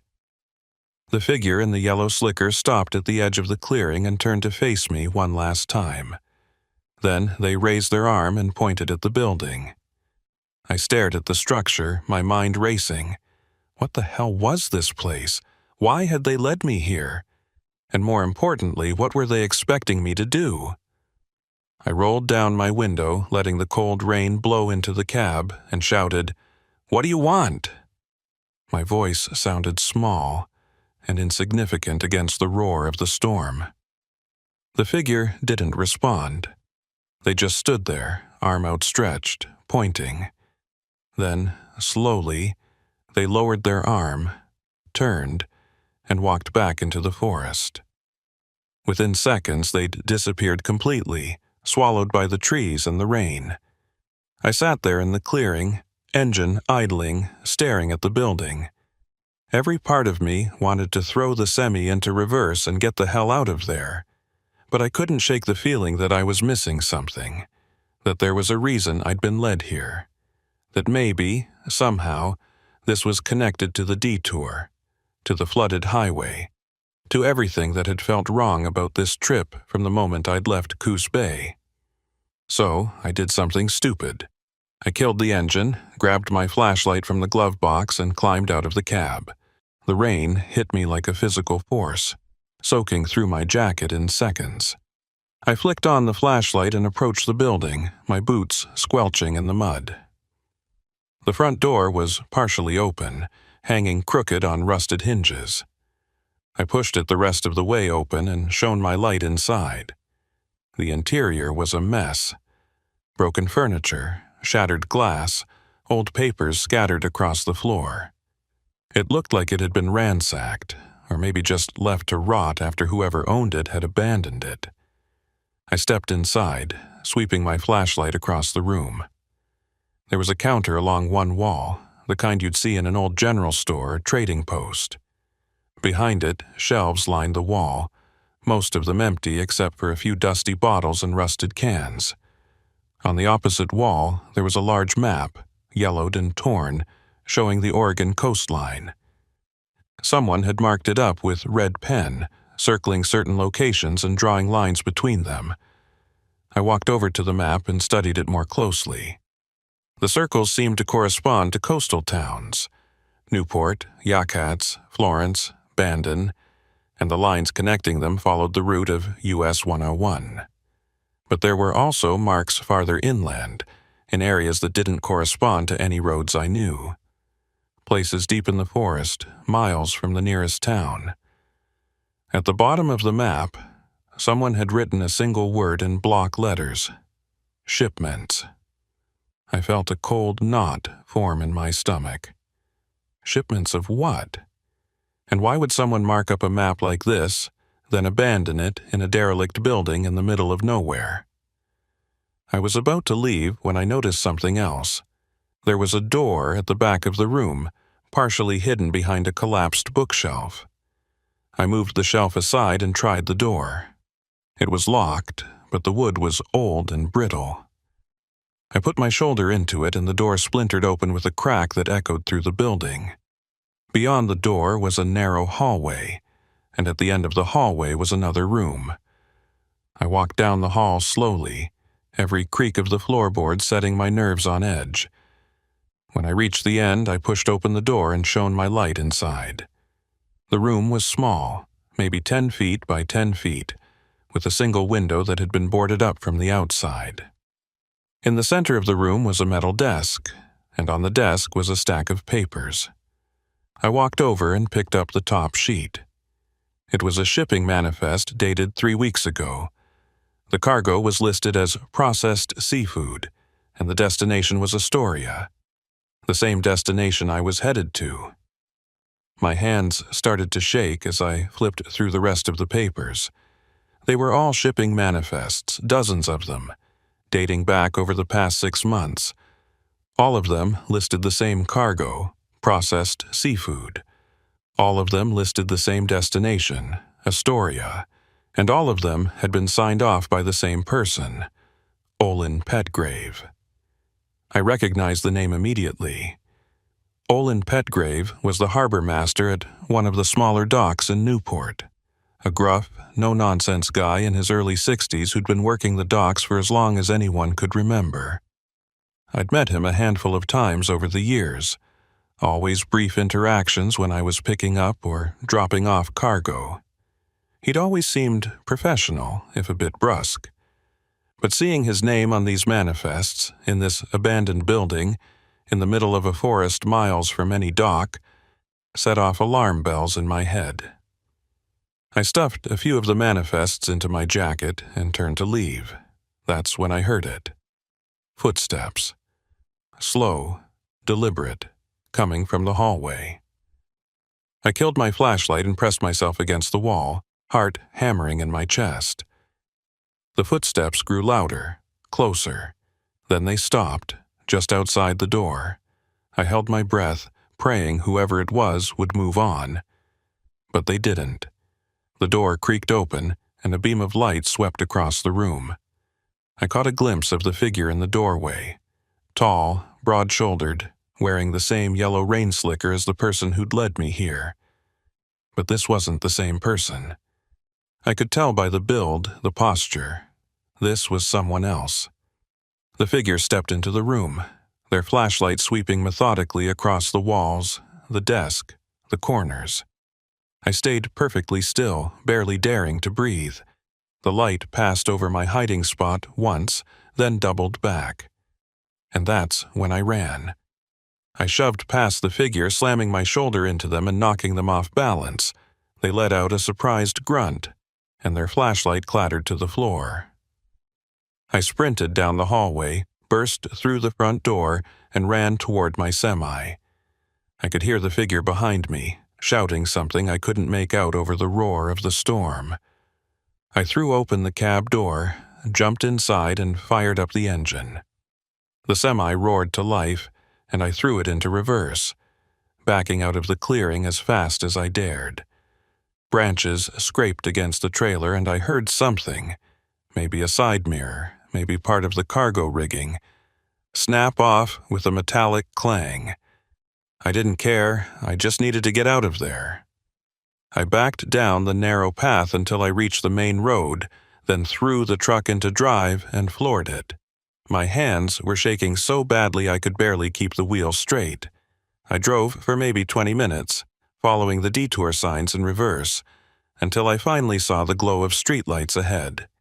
The road merged back onto US 101 just south of Newport, exactly where I'd expected the detour to end.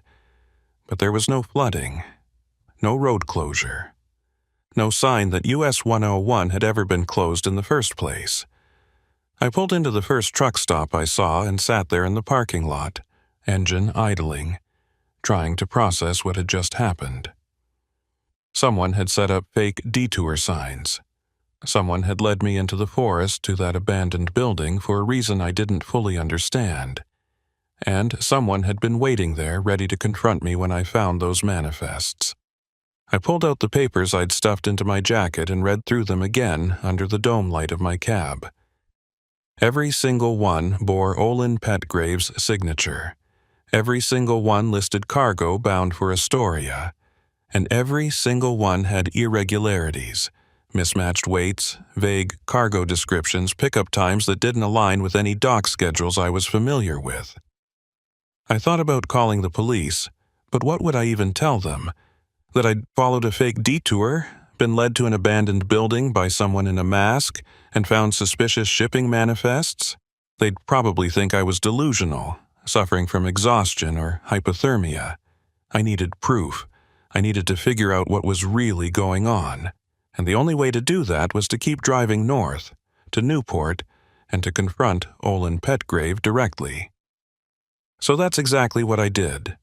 I pulled out of the truck stop and merged back onto US 101, the storm still raging around me, the road ahead dark and uncertain. I had no idea what I was walking into, but I knew one thing for certain.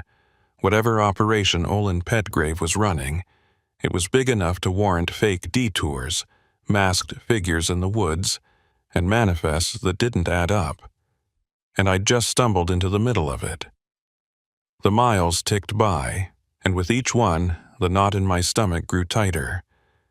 Because I knew that once I reached Newport, once I confronted Olin, there would be no going back.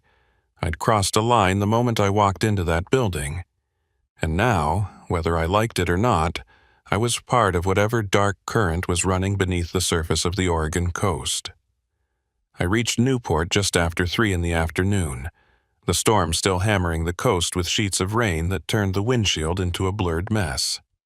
The docks were on the south side of town, a sprawling collection of piers and warehouses where fishing boats unloaded their catches and processing plants worked around the clock to turn raw seafood into products bound for markets across the country. I'd been here dozens of times before, always during the day, always as part of a routine pickup or delivery. But today felt different. Today I wasn't here for work. I was here for answers. I parked my semi in the main lot and killed the engine, sitting in the cab for a few minutes to collect my thoughts. The manifests I'd taken from the abandoned building were still in my jacket, damp from the rain, but readable. I pulled them out and studied them again, looking for anything I might have missed. The signatures were definitely Olin Petgrave's. I'd seen his handwriting enough times to recognize the tight, angular script, but the cargo descriptions were vague, almost deliberately so. Processed seafood could mean anything: canned tuna, smoked salmon, frozen crab, shellfish meal. And the weights listed on the manifests didn't match the standard pallet configurations I was used to seeing. Some were too light, others too heavy. It was sloppy work, the kind of thing that would get flagged during a routine inspection if anyone bothered to look closely enough. I climbed out of the cab and pulled my hood up against the rain. The docks were busy despite the weather. Forklifts moving pallets between warehouses, workers in rain gear shouting instructions over the howl of the wind. I made my way toward the harbor master's office, a squat concrete building at the far end of the main pier. The door was unlocked, and I pushed it open without knocking. The office was small and cluttered, the walls covered with nautical charts, tide tables, and safety notices. A space heater hummed in the corner, and the air smelled like coffee and old cigarette smoke. Olin Petgrave was sitting behind a metal desk, hunched over a stack of paperwork. He looked up as I entered, his expression shifting from mild annoyance to recognition. "Merritt," he said, leaning back in his chair. "Didn't know you had a delivery scheduled today." I shook the rain off my jacket and closed the door behind me. "I don't. I'm here to talk." Olin's eyes narrowed slightly. "About what?" I pulled the manifests from my jacket and dropped them on his desk. "About these." For a moment, Olin didn't move. He just stared at the papers, his face unreadable. Then he picked up the top sheet and scanned it, his jaw tightening. "Where did you get these?" he asked quietly. "From an abandoned building about 30 miles south of here. Someone led me there, someone wearing a mask and a yellow rain slicker. They set up fake detour signs and funneled me off the highway." Olin set the manifest down and folded his hands on the desk. "And why would someone do that?" I leaned forward, planting my palms on the edge of the desk. "That's what I'm asking you. Because every single one of those manifests has your signature on it. And every single one of them has irregularities, wrong weights, vague descriptions, pickup times that don't make sense. So either you're running something off the books, or someone's forging your signature to cover their tracks. Which is it?" Olin studied me for a long moment, his expression cold and calculating. Then he stood up, walked to the door, and locked it. The click of the deadbolt echoed in the small room, and I felt a spike of adrenaline. "Sit down, Merritt," he said, gesturing to a chair. I didn't move. "I'm fine standing." He shrugged and walked back to his desk, pulling a ring of keys from his pocket. He unlocked a drawer, reached inside, and pulled out a thick manila folder. He set it on the desk between us and opened it. Inside were more manifests, dozens of them, all bearing his signature. "You're not the first person to find those papers," he said. "And you're not the first person to come here asking questions, but you might be the first one stupid enough to actually confront me about it." My hands curled into fists. "So, you're admitting it, you're running something illegal." Olin shook his head. "I'm not running anything. I'm just a cog in the machine, same as you. The difference is, I know when to keep my mouth shut." He sat down again and pulled out a cigarette, lighting it with a cheap plastic lighter. He took a long drag, exhaled, and looked at me through the smoke. "You want to know what's going on? Fine, I'll tell you. But once I do, you're in it, you understand? There's no walking away, no pretending you didn't hear this. Once you know, you're part of it."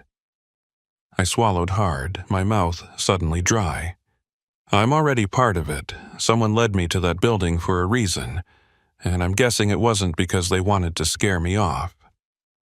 Olin smiled, but there was no warmth in it. "No, it was a test. To see if you'd take the bait. To see if you'd go digging, and you did. So congratulations, Merritt, you passed." He leaned back in his chair and gestured at the manifests. "Those shipments you found, they're real. But the cargo isn't what's listed on the paperwork.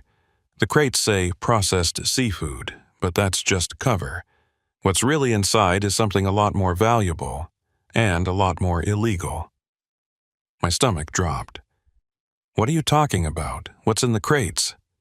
Olin tapped ash from his cigarette into a tray on his desk. "Pharmaceuticals. High-grade opioids mostly. Fentanyl, oxycodone, hydromorphone.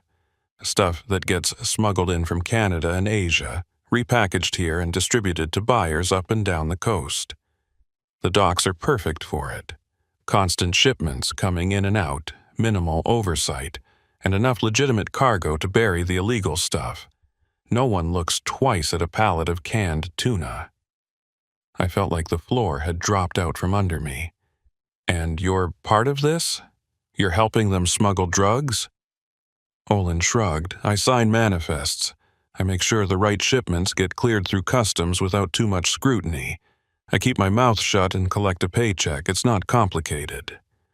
I stared at him, disbelief and anger warring in my chest. You're poisoning people. You're helping flood communities with drugs that are killing. Save it. Olin interrupted, his voice minor. You think I don't know that? You think I don't see the bodies washing up on the beaches, the overdoses, the families torn apart? I know exactly what I'm doing, and I don't need you standing there acting like you're better than me. He stubbed out his cigarette and stood up, walking to the window. The rain streaked down the glass, distorting the view of the docks beyond. You want to know why I do it? Because I don't have a choice. The people running this operation aren't the kind of people you say no to. You either play along or you disappear, simple as that. I shook my head. There's always a choice. Olin turned to face me, his expression hard. Is there? Then make yours, Merritt. You can walk out of here right now, get back in your truck, and forget this conversation ever happened. Or you can try to be a hero, go to the cops, and see how long it takes before you end up in a ditch somewhere. What's it going to be? I didn't answer. I just stood there, my mind racing, trying to figure out my next move. Olin watched me for a moment, then sighed. Look, I don't want you to get hurt. You seem like a decent guy. So here's what I'm going to do. I'm going to give you a piece of advice. Stay out of this. Don't dig any deeper. Don't go to the authorities. Just finish your delivery, go home, and pretend this never happened. Because if you don't, the people I work for will find out.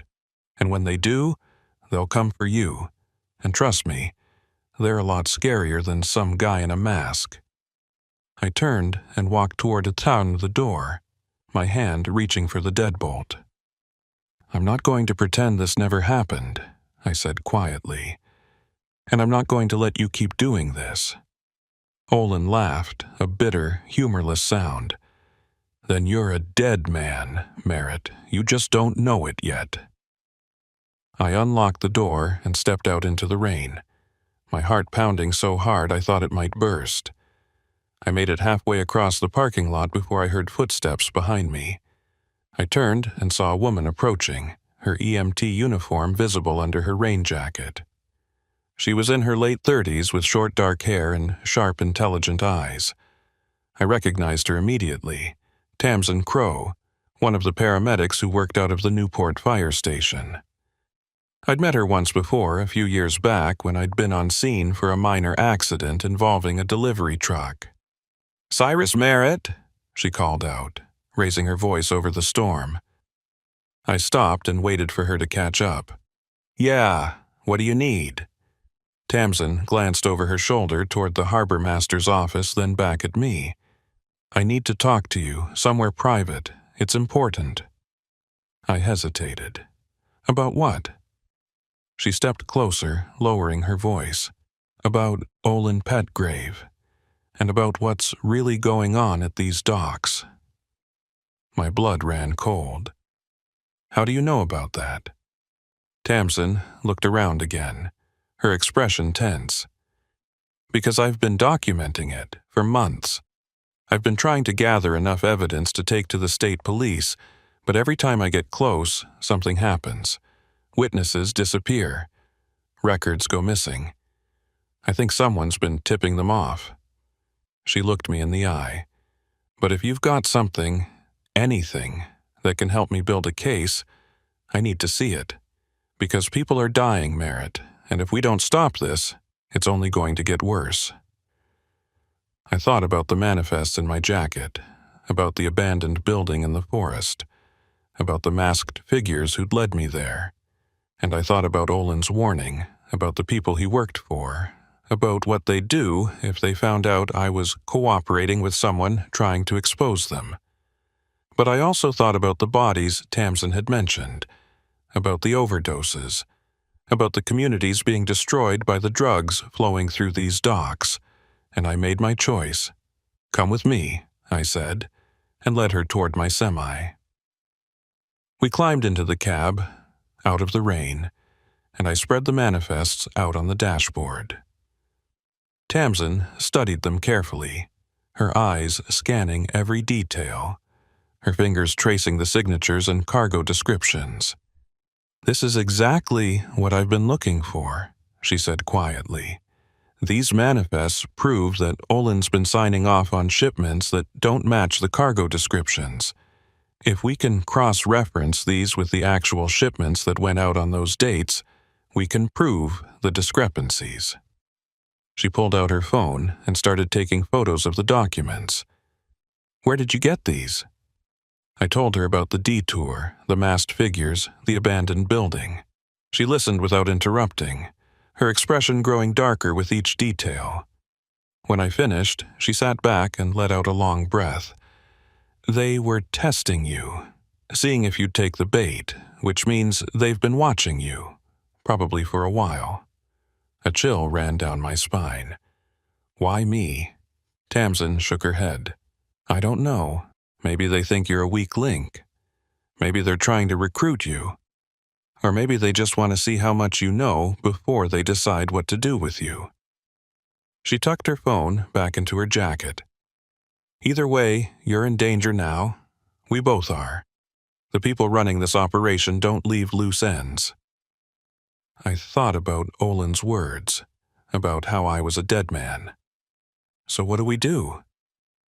Tamsin thought for a moment, then pulled out a business card and handed it to me. "There's a state police detective I've been working with. His name's on that card.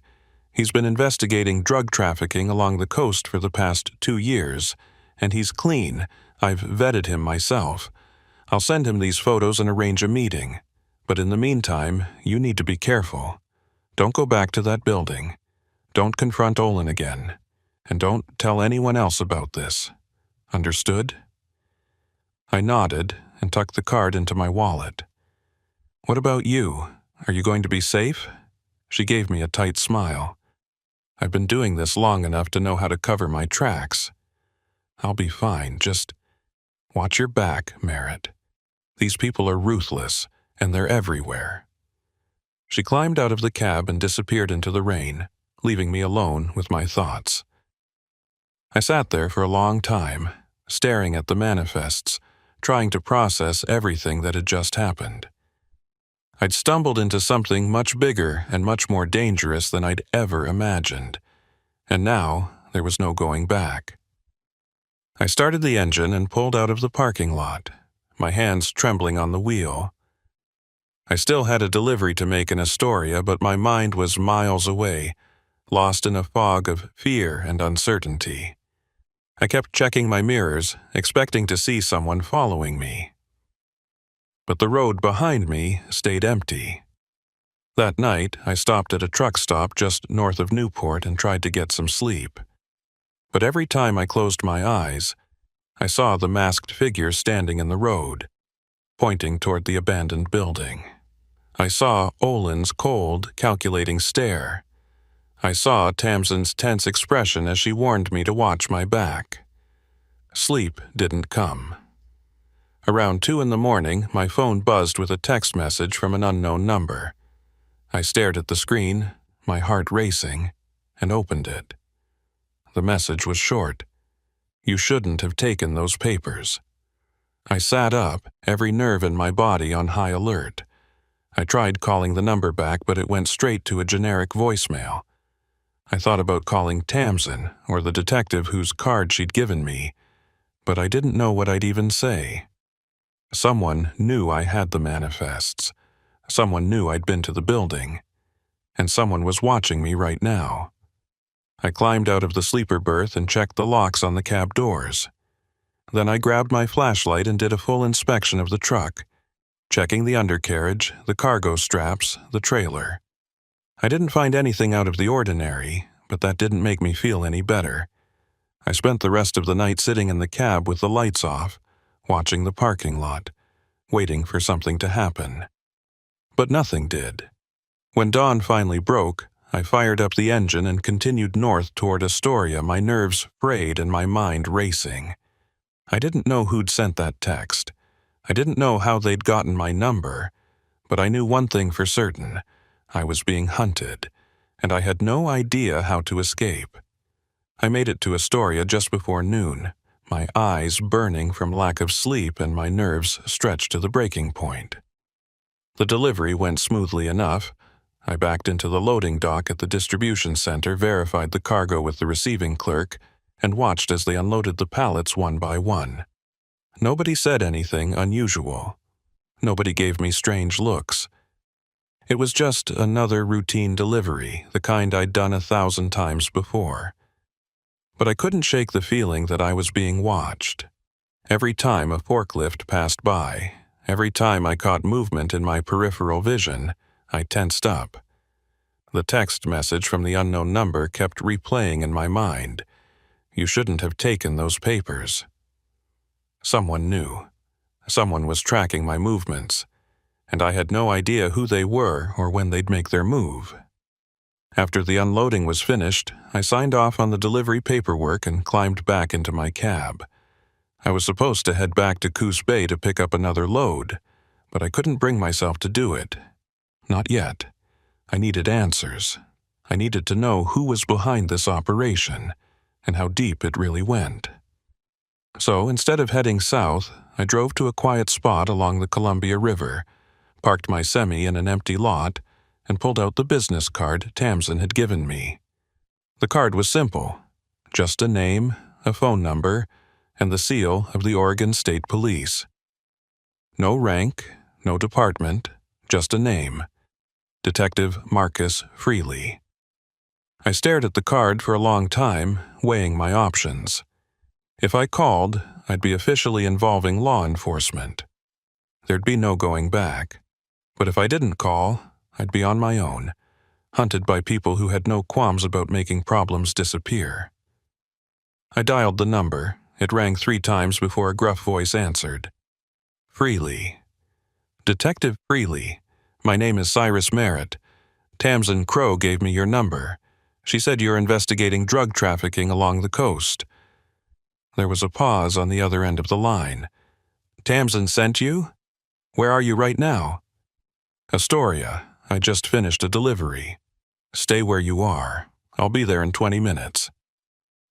The line went dead. I sat in the cab, watching the river flow past, trying to calm my racing thoughts. 20 minutes felt like an eternity. I kept checking my mirrors, scanning the parking lot for any sign of movement. But the lot stayed empty. True to his word, Detective Freely pulled up exactly 20 minutes later in an unmarked sedan. He was a tall, lanky man in his late 40s, with close-cropped gray hair and a face that looked like it had seen too many bad days.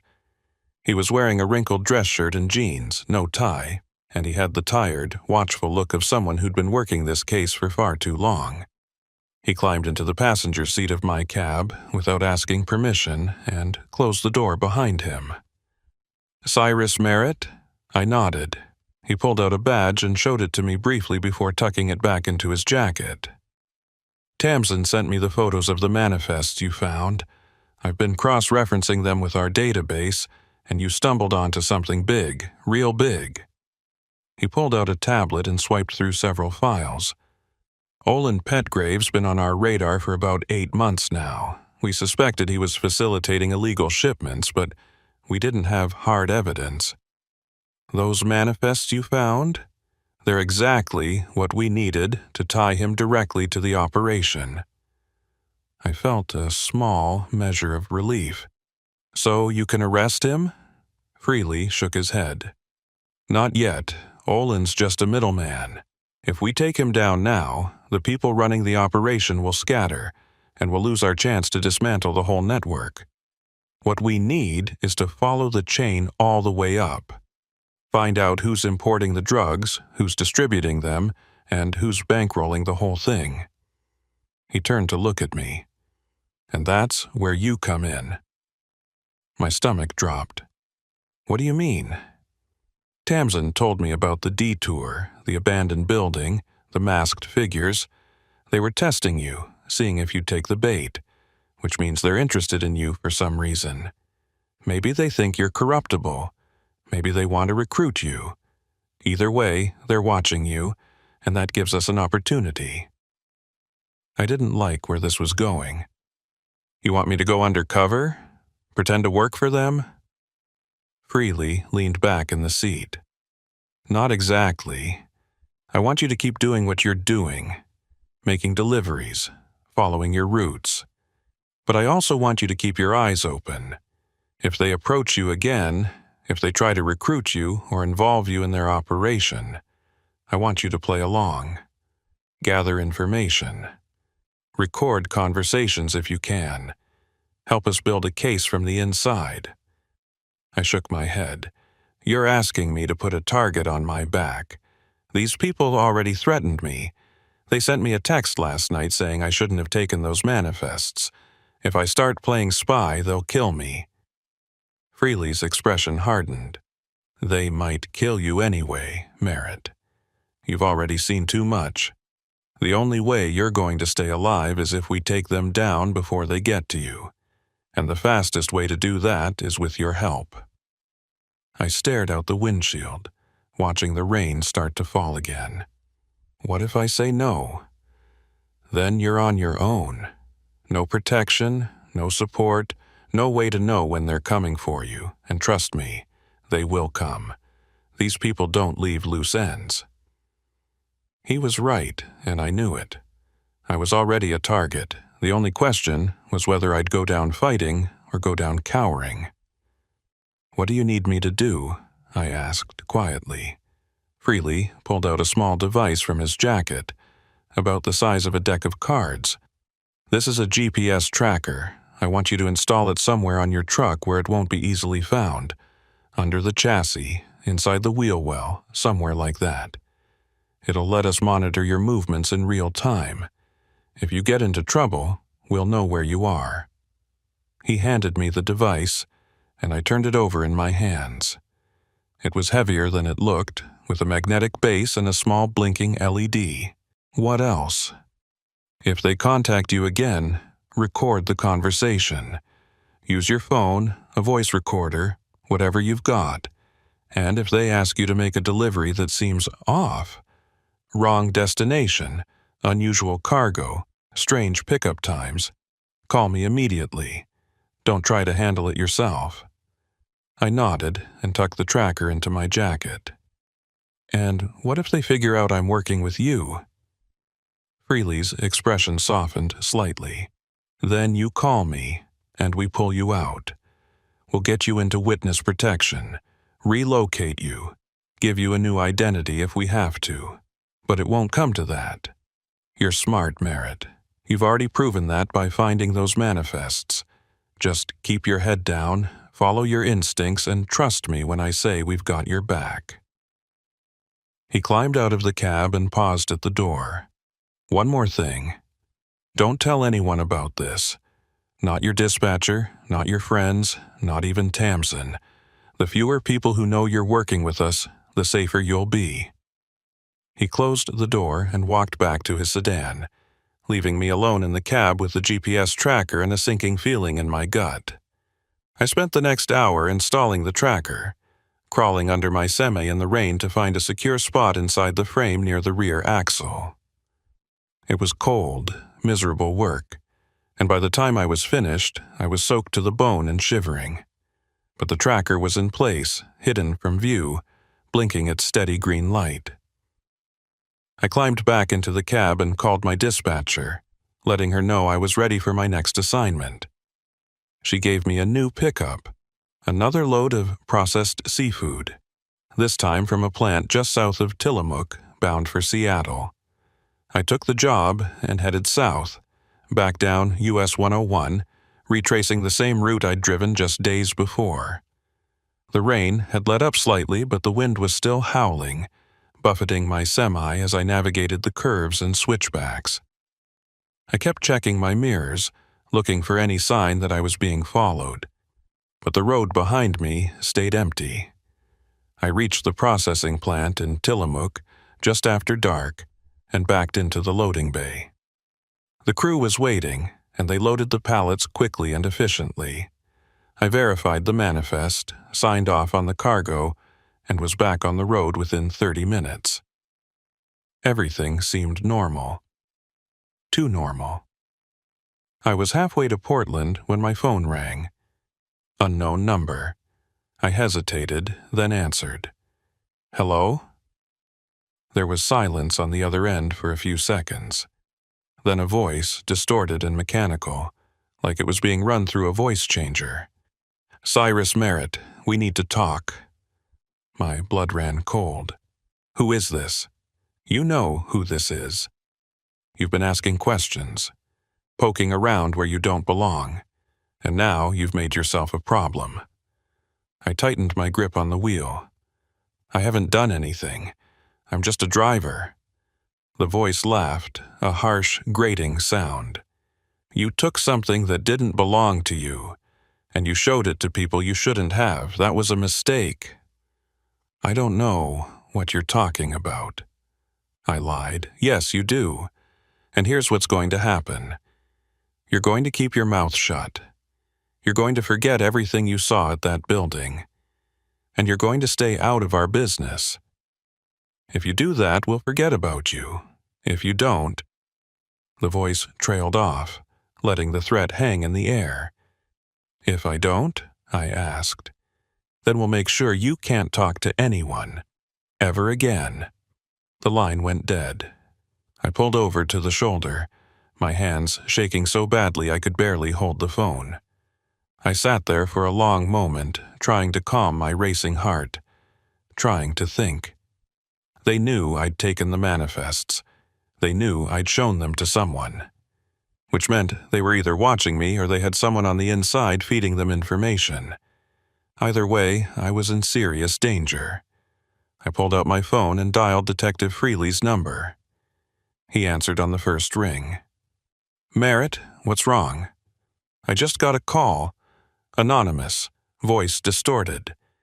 They know I took the manifests and they threatened me. There was a pause on Freely's end. What exactly did they say? I repeated the conversation word for word. When I finished, Freely let out a long breath. Okay. Listen to me carefully. Do not deviate from your route. Do not stop anywhere except for fuel.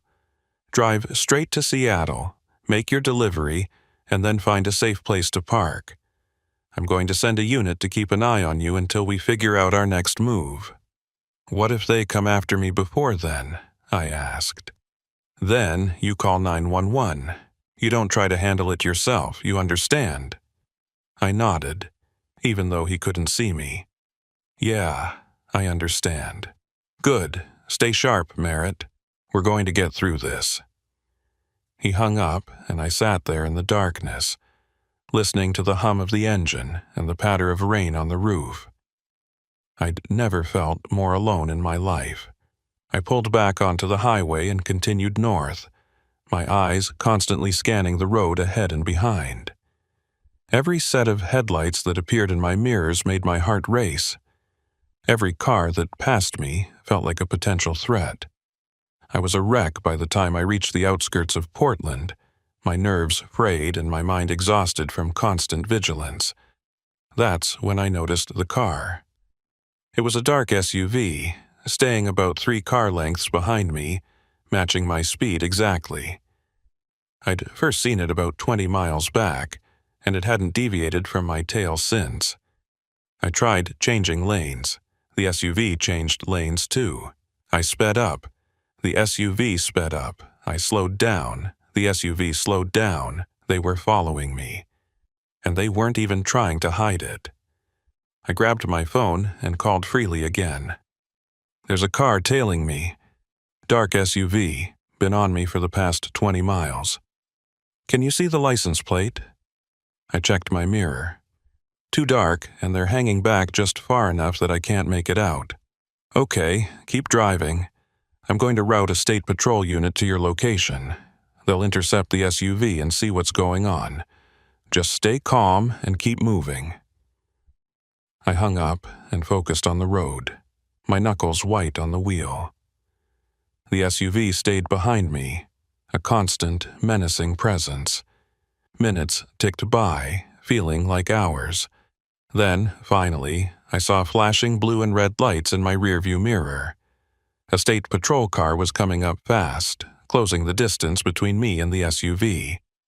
The patrol car pulled in behind the SUV, lights blazing, and the SUV immediately veered off onto an exit ramp, disappearing into the night. The patrol car followed, and within seconds, both vehicles were gone. I let out a shaky breath and kept driving. My phone rang a few minutes later. It was Freely. We lost them. The SUV took a series of side roads and disappeared before our unit could catch up. But we got a partial plate. We're running it now. What does that mean? I asked. It means whoever's following you is professional. They know how to avoid detection, which tells me this isn't some small-time operation.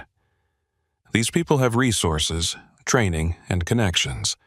You need to be even more careful from here on out.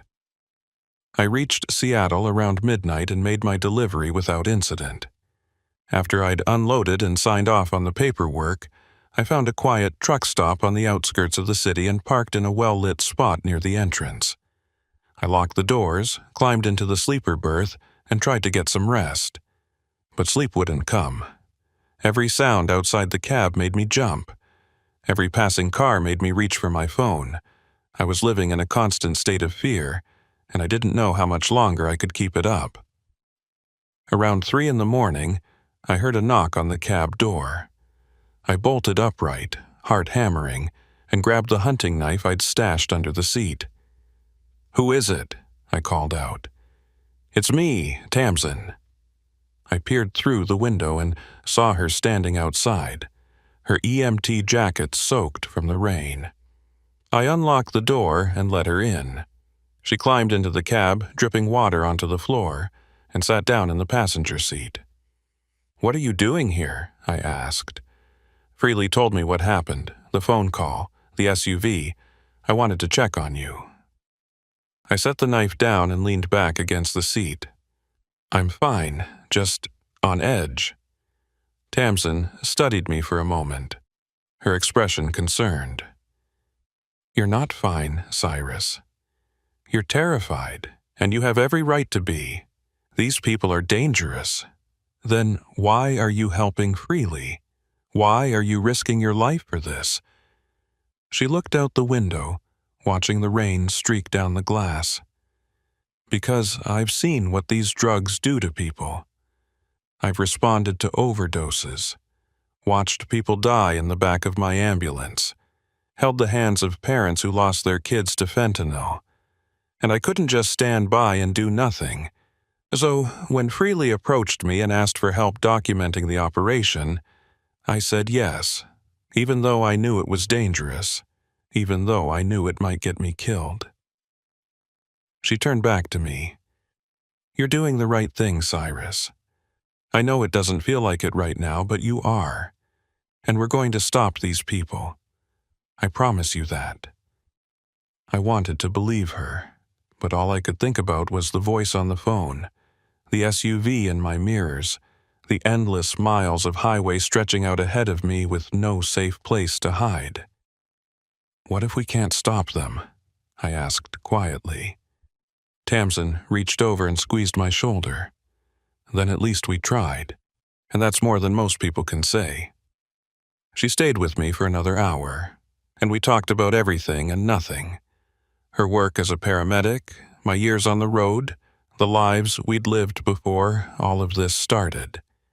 It was the first time in days that I felt even remotely normal. When she finally left, climbing back out into the rain with the promise to stay in touch, I felt a little less alone, but the fear was still there, lurking in the back of my mind, waiting for the next phone call, the next threat, the next move in a game I didn't know how to win. The next 2 weeks were the longest of my life. I kept driving my routes, picking up loads in Coos Bay and Tillamook and Newport, delivering them to Seattle and Portland and Astoria. Every day felt like walking a tightrope over a pit of knives. I installed the GPS tracker Detective Freely had given me, and I knew somewhere, someone was watching my every move. But I didn't know if it was just Freely and his team, or if the people running the drug operation had found a way to tap into that signal too. I checked my truck obsessively, under the chassis, inside the wheel wells, behind the dashboard. I was looking for bugs, trackers, anything that might indicate I was being monitored. I never found anything, but that didn't make me feel safer. It just made me more paranoid. The anonymous phone calls stopped after that first one, but that was almost worse. The silence felt like the calm before a storm, like they were waiting for the right moment to strike. I kept Freely updated on every delivery, every conversation, every strange look I got from dock workers or plant supervisors, but nothing seemed out of the ordinary. It was like the entire operation had gone dark, waiting me out. Then, 3 weeks after my conversation with Freely, I got a call from my dispatcher. She had a new assignment for me, a rush delivery, pickup in Newport, destination in Astoria. The cargo was listed as processed crab, and the client was willing to pay double the usual rate if I could get it there within 12 hours. It was unusual, but not unheard of. Rush deliveries happened, especially when a client had a tight deadline or a last-minute order to fill. I told her I'd take it and headed south toward Newport, my gut telling me something was off but my mind unable to pinpoint exactly what. I reached the Newport docks just after dark, the fog rolling in thick off the ocean, turning the streetlights into hazy orbs of yellow light. The pickup location was at a smaller dock on the far side of the harbor, away from the main processing plants. I'd been there once before, years ago, and I remembered it as a quiet, almost forgotten corner of the waterfront. I backed my semi into the loading area and killed the engine. The dock was deserted. No workers, no forklifts, no lights in the warehouse windows. Just my truck, the fog, and the sound of waves lapping against the pilings. I climbed out of the cab and walked toward the warehouse, my flashlight cutting through the mist. The door was unlocked, hanging slightly ajar. I pushed it open and called out, "Hello? Anyone here?" No response. I stepped inside, sweeping my flashlight across the interior. The warehouse was empty. No cargo, no equipment, nothing but bare concrete floors and rusted metal shelves. My pulse quickened. This was wrong, very wrong. I turned to leave, but before I could take 2 steps, the warehouse door slammed shut behind me. I spun around and saw 3 figures standing between me and the exit. They were wearing dark clothing, their faces obscured by shadows and the fog that had crept in through the gaps in the walls. One of them stepped forward, and I recognized the yellow rain slicker immediately. It was the same person, or at least the same outfit, that had led me to the abandoned building weeks ago.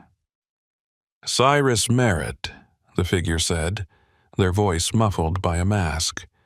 "We've been waiting for you."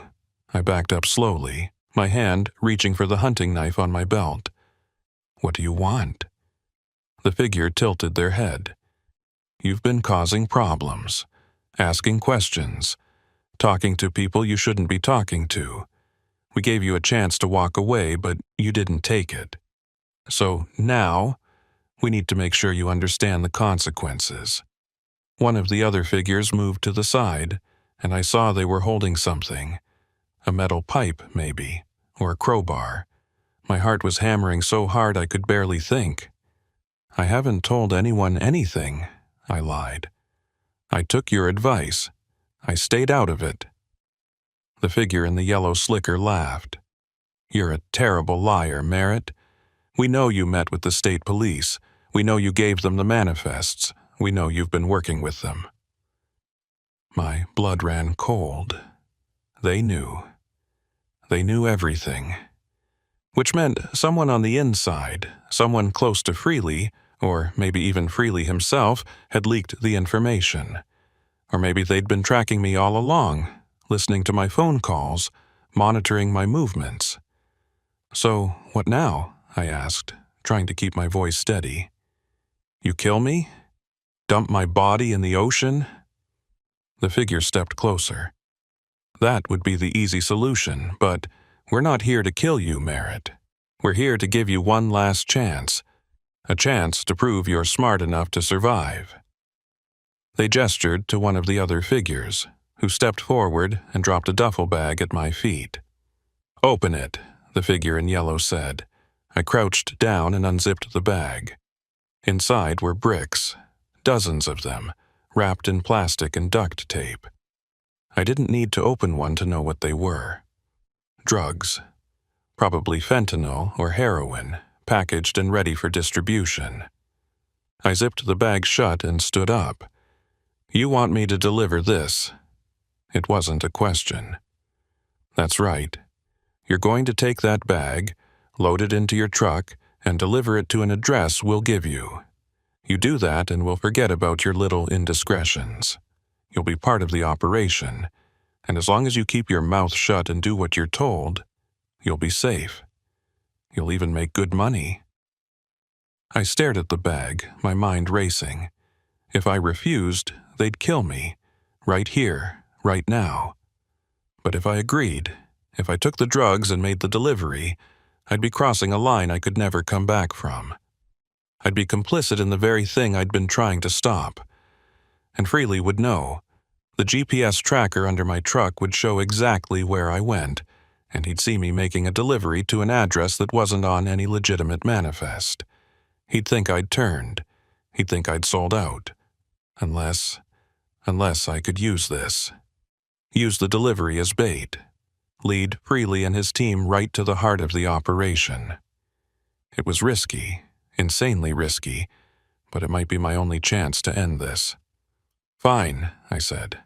"I'll do it." The figure in yellow nodded. "Smart choice. The address is already programmed into your GPS. You have 6 hours to make the delivery. If you're late, or if you try anything stupid, we'll know, and we'll come for you. Understood?" I nodded and picked up the duffel bag. It was heavier than I expected, and the weight of it felt like a physical burden pressing down on my shoulders. I walked past the figures and out of the warehouse, into the fog and the cold night air. I loaded the bag into the hidden compartment under my sleeper berth, the one I usually used for tools and spare parts. Then I climbed into the cab and started the engine.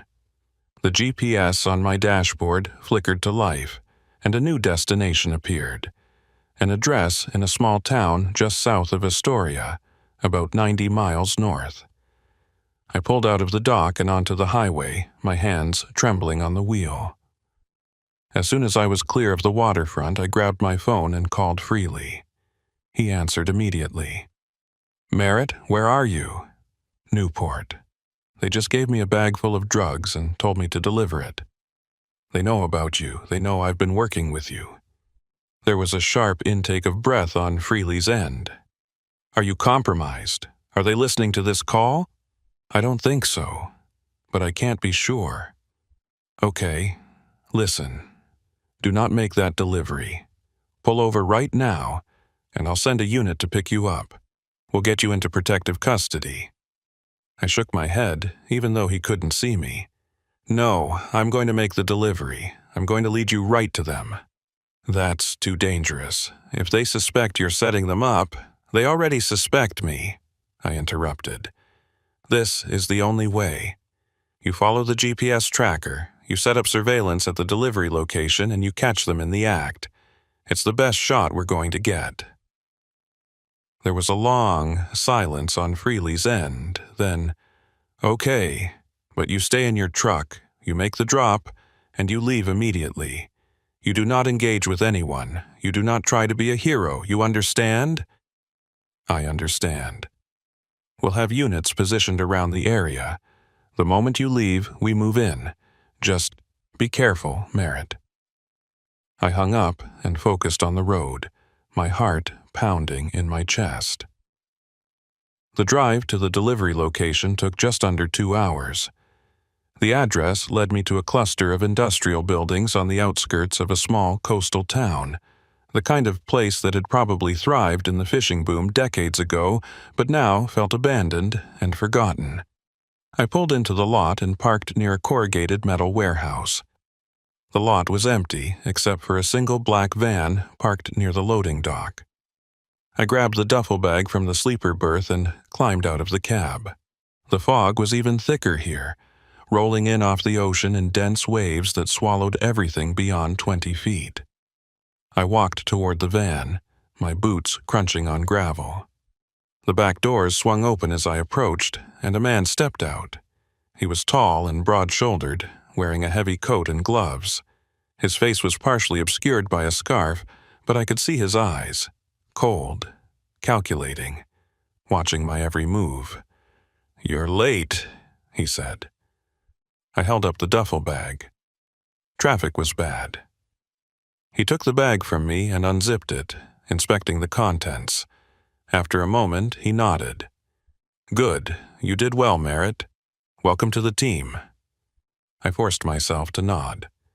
"So, what now?" The man zipped the bag shut and tossed it into the van. "Now you go back to your normal runs. We'll contact you when we need you again. And remember, keep your mouth shut. You're part of this now. If you talk, you die. Simple as that." I turned and walked back to my truck, every step feeling like it took an eternity. I climbed into the cab, started the engine, and pulled out of the lot, forcing myself to drive slowly, to act like everything was normal. As soon as I was a mile down the road, I heard sirens in the distance. I checked my rearview mirror and saw flashing blue and red lights converging on the warehouse. Freely had made his move. I kept driving, my hands shaking, my mind numb. I didn't know if the raid had been successful, if they'd caught everyone involved, or if some of them had escaped. I didn't know if Olin Petgrave had been arrested, or if the people higher up the chain were still out there. All I knew was that I'd done my part. I'd led them to the delivery location, and now it was out of my hands. I drove back to Coos Bay in a daze, barely registering the miles ticking by. When I finally pulled into my usual truck stop, I parked in a far corner of the lot, killed the engine, and just sat there, staring at nothing. My phone rang about an hour later. It was Freely. "We got them," he said. "The raid was a success. We arrested 4 people at the warehouse, including the guy you handed the bag to. We also seized over 200 pounds of fentanyl and heroin. This is huge, Merritt. You did it." I should have felt relieved, triumphant even, but all I felt was exhausted. "What about Olin?" I asked. "We arrested him this morning. He's being charged with conspiracy to distribute controlled substances, among other things. He's looking at 20 years minimum." "And the people higher up?" "The ones running the operation." Freely hesitated. "We're still working on that. Some of the suspects we arrested are cooperating, giving us names and locations, but it's going to take time to dismantle the entire network. These things always do." I closed my eyes. "So it's not over."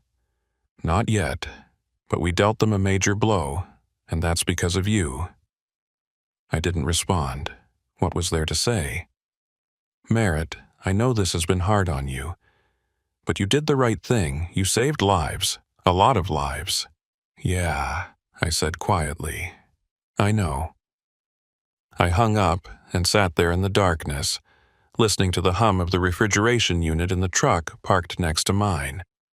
I thought about Tamsin, about her promise that we'd stop these people.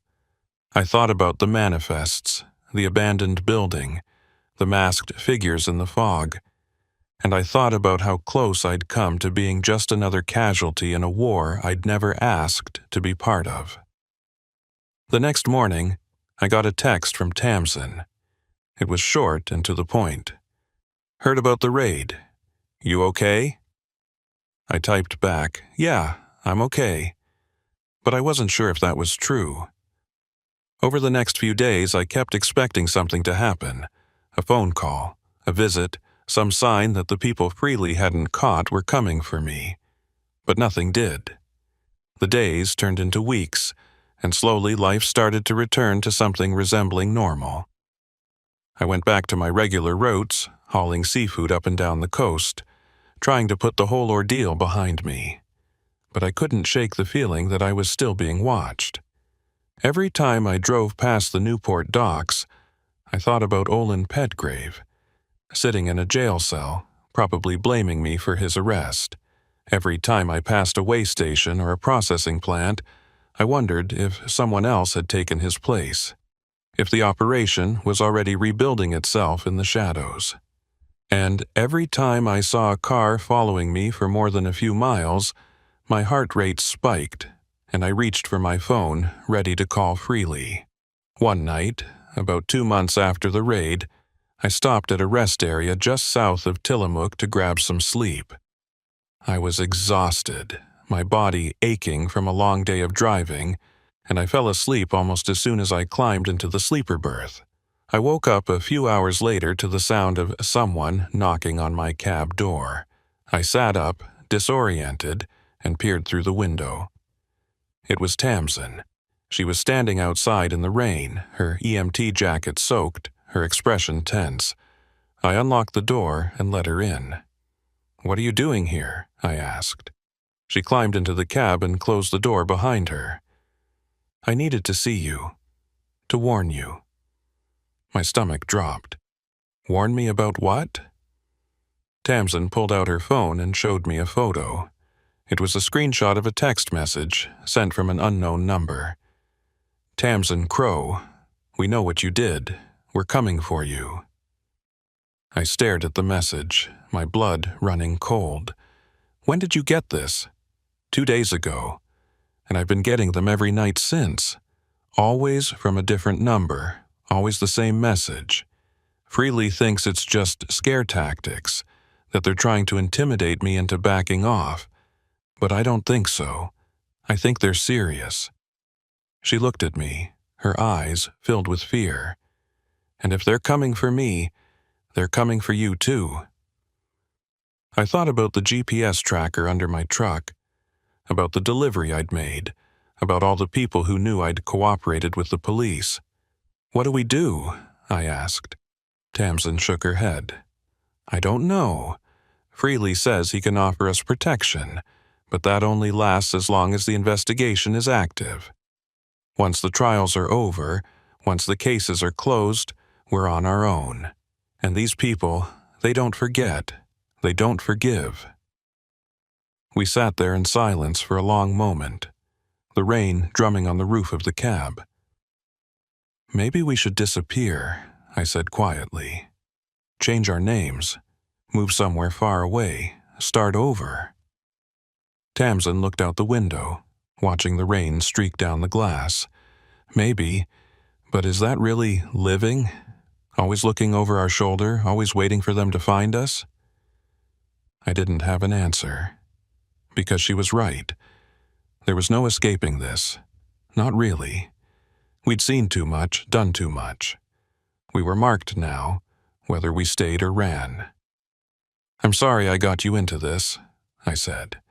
Tamsin turned to look at me, and for the first time since I'd met her, she smiled. It was a sad, tired smile, but it was genuine. "You didn't get me into anything, Cyrus. I chose this, just like you did, and I'd make the same choice again." She reached over and squeezed my hand. "We did the right thing, even if it cost us everything."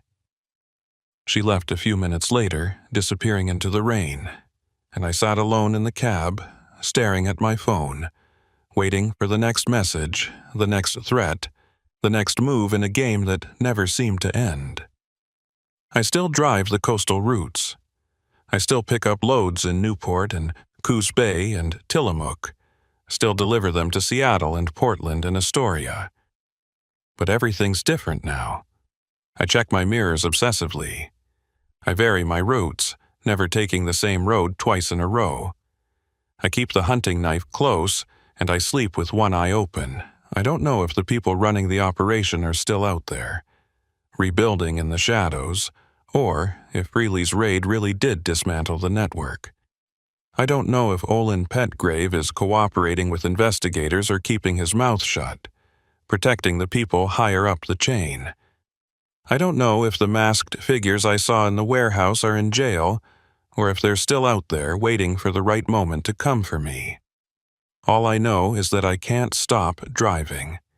Because if I stop, if I let the fear paralyze me, then they've already won. So I keep moving. Mile after mile, day after day, the highway stretching out ahead of me like a promise that never quite delivers. I pass the exit for that abandoned building sometimes, the one where I found the manifests. I never take it, I just keep driving, my hands tight on the wheel, my eyes on the road. And every night before I fall asleep, I check my phone, looking for messages, looking for threats, looking for some sign that it's finally over. But the messages never come. The threats never materialize. And that's the worst part, because not knowing is worse than knowing. The uncertainty is worse than any threat. It's the silence that kills you. The waiting. The constant gnawing fear that one day you'll turn a corner, or stop at a rest area, or open your cab door, and they'll be there. Waiting. I got one more text from Tamsin, about 3 weeks ago. It was short. Still here, still fighting. Don't give up. I typed back, I won't. But I don't know if that's true. Because every day feels like a battle, and I'm not sure how much longer I can keep fighting. The coast is beautiful, especially in the early morning when the fog lifts and the sun breaks through the clouds, painting the ocean in shades of gold and silver. But I don't see the beauty anymore. I only see the shadows, the places where someone could be hiding, the roads that lead to nowhere, the trucks that follow me for just a few miles too long. I'm still driving, but I don't know for how much longer, because sooner or later the road runs out, and when it does, I'll have to face whatever's waiting for me at the end. I just hope I'm ready when that day comes, but deep down, I know I won't be, because you're never ready for the things that haunt you in the dark. You just learn to live with them, until you can't anymore. My name is Orson Whitlock, and I've been hauling freight through the Idaho Panhandle for going on 12 years now.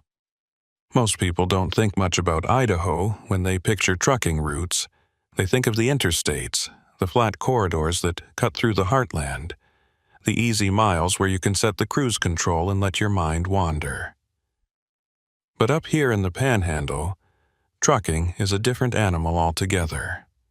US 95 runs north to south through some of the most unforgiving terrain in the Pacific Northwest, dense forests, steep mountain passes, stretches of highway where cell service disappears for 30 miles at a stretch. In winter, the road becomes a gauntlet of black ice and whiteout conditions. In summer, the heat can warp the asphalt and turn your cab into an oven. And year-round, you're dealing with wildlife, rock slides, and weather systems that can change in the span of 15 minutes. I've seen it all. I've chained up in blizzards so thick I couldn't see my own hood. I've navigated around elk carcasses the size of small cars. I've white-knuckled my way down grades so steep that my brakes started smoking, and I had to pull over to let them cool. The Panhandle doesn't forgive mistakes, and it doesn't care how experienced you think you are. You respect the road, or the road will kill you. What happened to me last February taught me that the road isn't always the most dangerous thing out here. Sometimes, the real threat comes from the people who are supposed to help you. It was a Tuesday night, late enough that most of the world had gone to bed, but early enough that I still had hours of driving ahead of me. I was hauling a load of agricultural equipment from Lewiston up to Bonner's Ferry, a run I'd done maybe 50 times before. The weather forecast had called for light snow, nothing unusual for February in northern Idaho. But as I climbed into the higher elevations, the snow started coming down harder than expected. Fat, wet flakes that stuck to the windshield faster than my wipers could clear them. Visibility dropped to maybe 100 feet, and I slowed down to 35 miles per hour, hazards flashing, gripping the wheel tight. The highway was deserted. I hadn't seen another vehicle in over an hour, which wasn't uncommon for this stretch of US 95 late at night. Most of the traffic up here is local: ranchers, loggers, the occasional tourist who got lost trying to find Coeur d'Alene. Commercial trucks like mine were few and far between, especially in weather like this. I was about 40 miles south of Sandpoint when I came around a curve and saw something that made my heart skip a beat. There was a vehicle in the ditch on the right side of the road. It was a pickup truck, nose down in the snow, rear end jutting up at an awkward angle. The headlights were still on, cutting through the falling snow, and the driver's door was hanging open. I tapped my brakes and slowed to a crawl, scanning the area for any sign of the driver. Nothing. Just the truck, the snow, and the dark forest pressing in on both sides of the highway. I pulled over onto the shoulder about 50 feet past the wreck and killed my engine. For a moment, I just sat there, weighing my options. Common sense said to call 911 and keep driving. Let the professionals handle it. But I'd been on the receiving end of help more than once in my years on the road. Drivers who'd stop to give me a jump or a tow or just a thermos of hot coffee when I was stranded in the cold. Helping each other out was part of the code. You don't leave someone stranded if you can do something about it. I grabbed my flashlight and climbed out of the cab, pulling my coat tight against the wind. The cold hit me like a slap, the kind of bone-deep chill that makes you realize just how isolated you are. I walked back towards the pickup, my boots crunching in the snow, my breath coming out in white puffs. The truck was a late-model Ford, dark blue, with Montana plates. The front end was buried in the snowbank, and I could see spiderweb cracks in the windshield where something, maybe the driver's head, had impacted the glass. But there was no blood, no sign of injury, just the open door and the still-running engine. I called out, my voice swallowed by the wind. "Hello? Anyone here? You okay?" No response. I swept my flashlight across the interior of the truck. The cab was empty. Keys still in the ignition, a half-empty coffee cup in the center console, a phone sitting on the passenger seat. Whoever had been driving had left in a hurry or been taken. I walked around the truck looking for footprints, any sign of where the driver had gone. That's when I found them, a set of tracks leading away from the truck, heading into the forest. They were fresh, barely filled in with snow, and they looked unsteady, like the person had been stumbling or disoriented. I stood there for a moment, torn between the urge to follow the tracks and the instinct to stay put and call for help. But if someone was out there in the woods, injured and confused, they might not have much time. The temperature was dropping fast, and hypothermia could set in within an hour in conditions like this. I made a decision. I pulled out my phone and dialed 911. No service. I walked back to my truck and tried the CB radio, broadcasting on the emergency channel. "This is Orson Whitlock, mile marker 187 on US 95 northbound. I've got a vehicle in the ditch, driver missing, footprints leading into the woods. Requesting assistance. Over." Static. I tried again. Same result. The storm was interfering with the signal, or I was too far out in the middle of nowhere for anyone to hear me. I was on my own. I grabbed a spare jacket from my sleeper berth, along with a first aid kit and a length of rope. If I was going to follow those tracks, I needed to be prepared. I locked my truck and started into the woods, following the footprints, my flashlight cutting through the darkness. The forest was dense, the trees so tightly packed that the snow hadn't penetrated much beyond the first few yards. The tracks led deeper, weaving between trunks and over fallen logs, and I followed them as quickly as I dared. The wind howled through the branches above, and every now and then I'd hear a crack or a rustle that made me stop and sweep my flashlight around, half expecting to see something watching me from the shadows. After about 10 minutes, the tracks ended at a small clearing. And in the middle of that clearing was a man. He was lying on his back in the snow, motionless. His arms spread out like he'd just collapsed. I ran over and knelt beside him, pressing my fingers to his neck. He had a pulse, weak and thready, but there, his skin was ice cold, his lips tinged blue. Hypothermia, no question.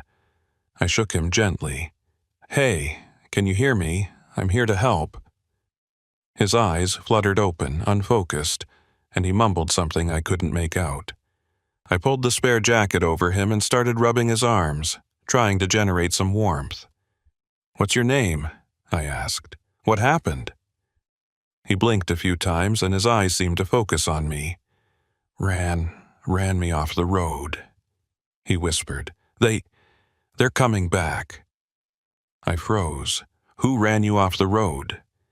He grabbed my wrist, his grip surprisingly strong for someone on the edge of hypothermia. Don't trust the deputy. He's one of them." Before I could ask what he meant, I heard the sound of an engine in the distance. A vehicle approaching from the direction of the highway. I looked back through the trees and saw headlights cutting through the snow. Someone had stopped at the wrecked truck. I turned back to the man. "Can you walk?" He shook his head weakly. "Too cold. Can't feel my legs." I cursed under my breath and looked around. The clearing was small, surrounded by dense forest. If I tried to carry him back to the highway, whoever had just arrived would see us. And if what this man was saying was true, if someone had deliberately run him off the road, then walking back into the open might be the last mistake I ever made. I made a split-second decision. I dragged the man behind a fallen log at the edge of the clearing, laying him down as gently as I could and covering him with the jacket. "Stay quiet," I whispered. "I'm going to check who that is. If it's safe, I'll come back for you." He nodded weakly, his eyes already starting to close again. I crept back through the trees, moving as quietly as I could, until I had a clear view of the highway. A county sheriff's cruiser was parked behind the wrecked pickup, its lights flashing red and blue. A man in uniform was standing beside the truck, shining a flashlight into the cab. He was tall and broad-shouldered, with a thick mustache and a no-nonsense demeanor. He looked official, professional, exactly like someone you'd trust in an emergency. But the man in the clearing had said not to trust the deputy, that he was one of them, whoever them was. I watched as the deputy walked around the truck, examining the scene. He pulled out his radio and said something I couldn't hear, then walked over to the edge of the road and looked into the woods, right where my footprints led. My heart sank. He'd see the tracks. He'd follow them. And if he was part of whatever had forced that man off the road, then I'd just led him straight to both of us. I needed to move, fast. I turned and ran back to the clearing, stumbling over roots and branches in my haste. The man was still where I'd left him, shivering violently now, his skin even paler than before. "The deputy's here," I said, crouching beside him. "He's going to follow my tracks. We need to move." The man's eyes widened. "No, not him. He'll kill us both." I didn't know if he was delirious or telling the truth, but I couldn't take the chance. I grabbed him under the arms and hauled him to his feet, slinging one of his arms over my shoulder. He was heavier than he looked, dead weight, his legs barely able to support him. We stumbled deeper into the woods, moving as fast as I could manage. The sound of my own labored breathing loud in my ears. Behind us, I heard a shout. The deputy had found the tracks. "Hello?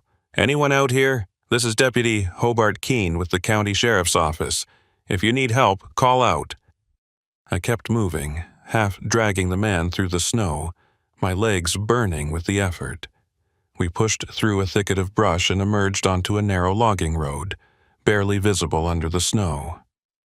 I stopped to catch my breath, my lungs aching from the cold air. The man slumped against me, his head lolling. Where are we going?" he mumbled. "I don't know," I admitted. "Somewhere away from him." I heard footsteps crunching through the snow behind us, getting closer. The deputy was following our trail, and he was moving fast. I looked down the logging road, trying to decide which direction to go. Left led deeper into the forest, away from the highway. Right curved back toward the road, but at a different point. Either way, we were running out of time. I made a choice and turned left, hauling the man along with me. We stumbled down the logging road for maybe 200 yards before I saw it. A small cabin, tucked into the trees, its windows dark and its roof sagging under the weight of snow. It looked abandoned, but right now, abandoned was exactly what I needed. I dragged the man up onto the porch and tried the door. Locked. I stepped back and kicked it hard, just above the handle. The wood splintered and the door swung open. I pulled the man inside and closed the door behind us, wedging a chair under the handle to keep it shut. The interior of the cabin was freezing, not much warmer than outside, but at least we were out of the wind. I lowered the man onto a dusty couch in the corner and started looking for anything we could use: blankets, matches, firewood. I found a stack of old newspapers and a box of matches on a shelf, along with a few pieces of split wood stacked beside a potbelly stove in the corner.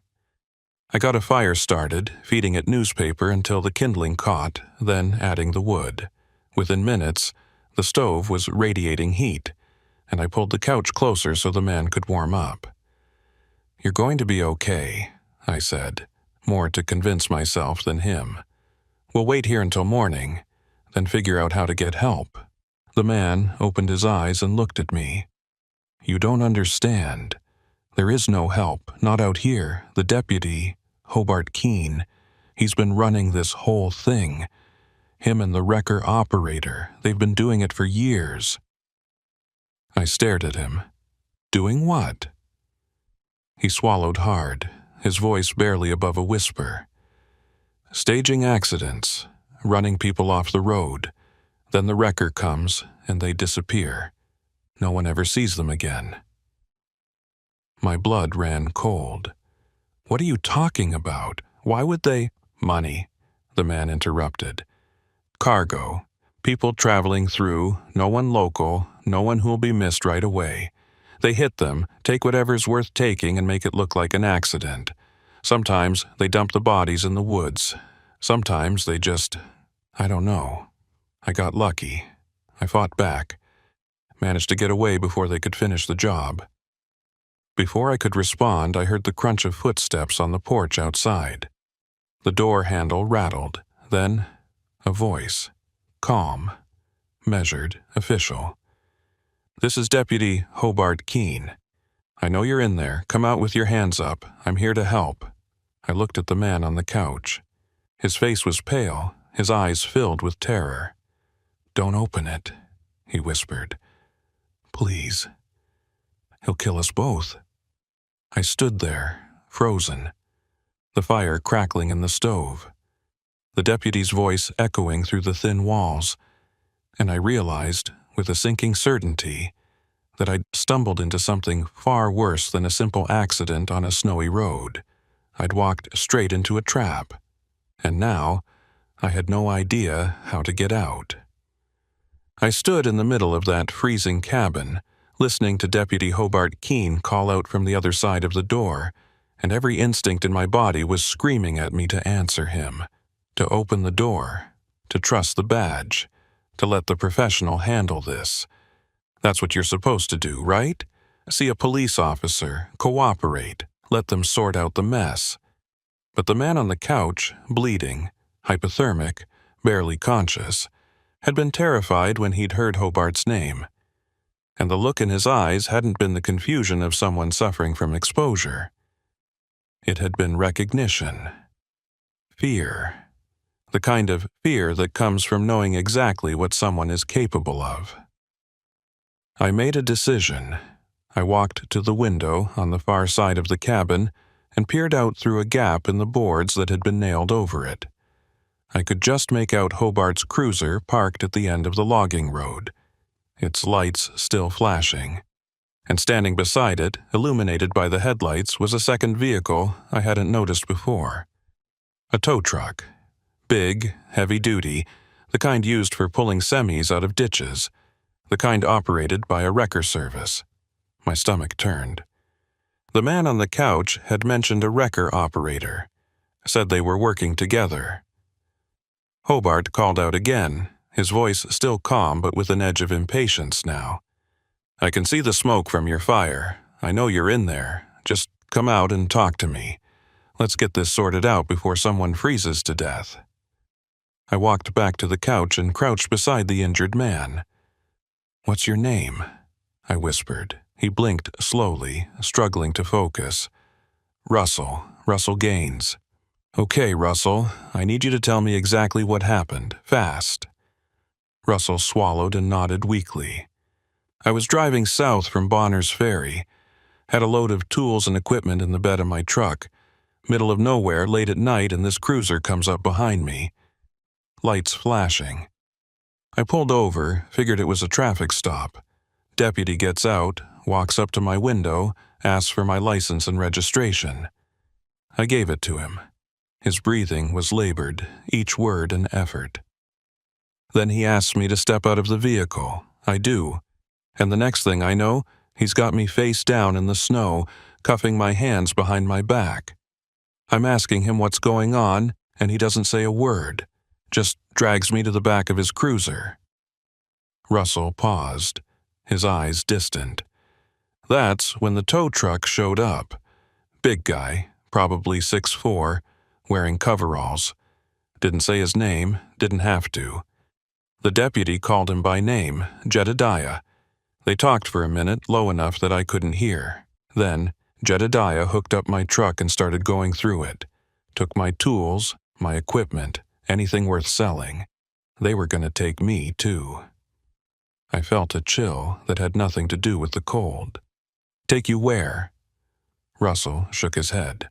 "I don't know, but I heard them talking. Something about the usual spot, something about no one comes out here anyway. I managed to get my hands free, the cuffs weren't on tight, and I ran. Made it maybe 100 yards before the deputy started shooting at me. That's when I lost control of my truck and ended up in the ditch.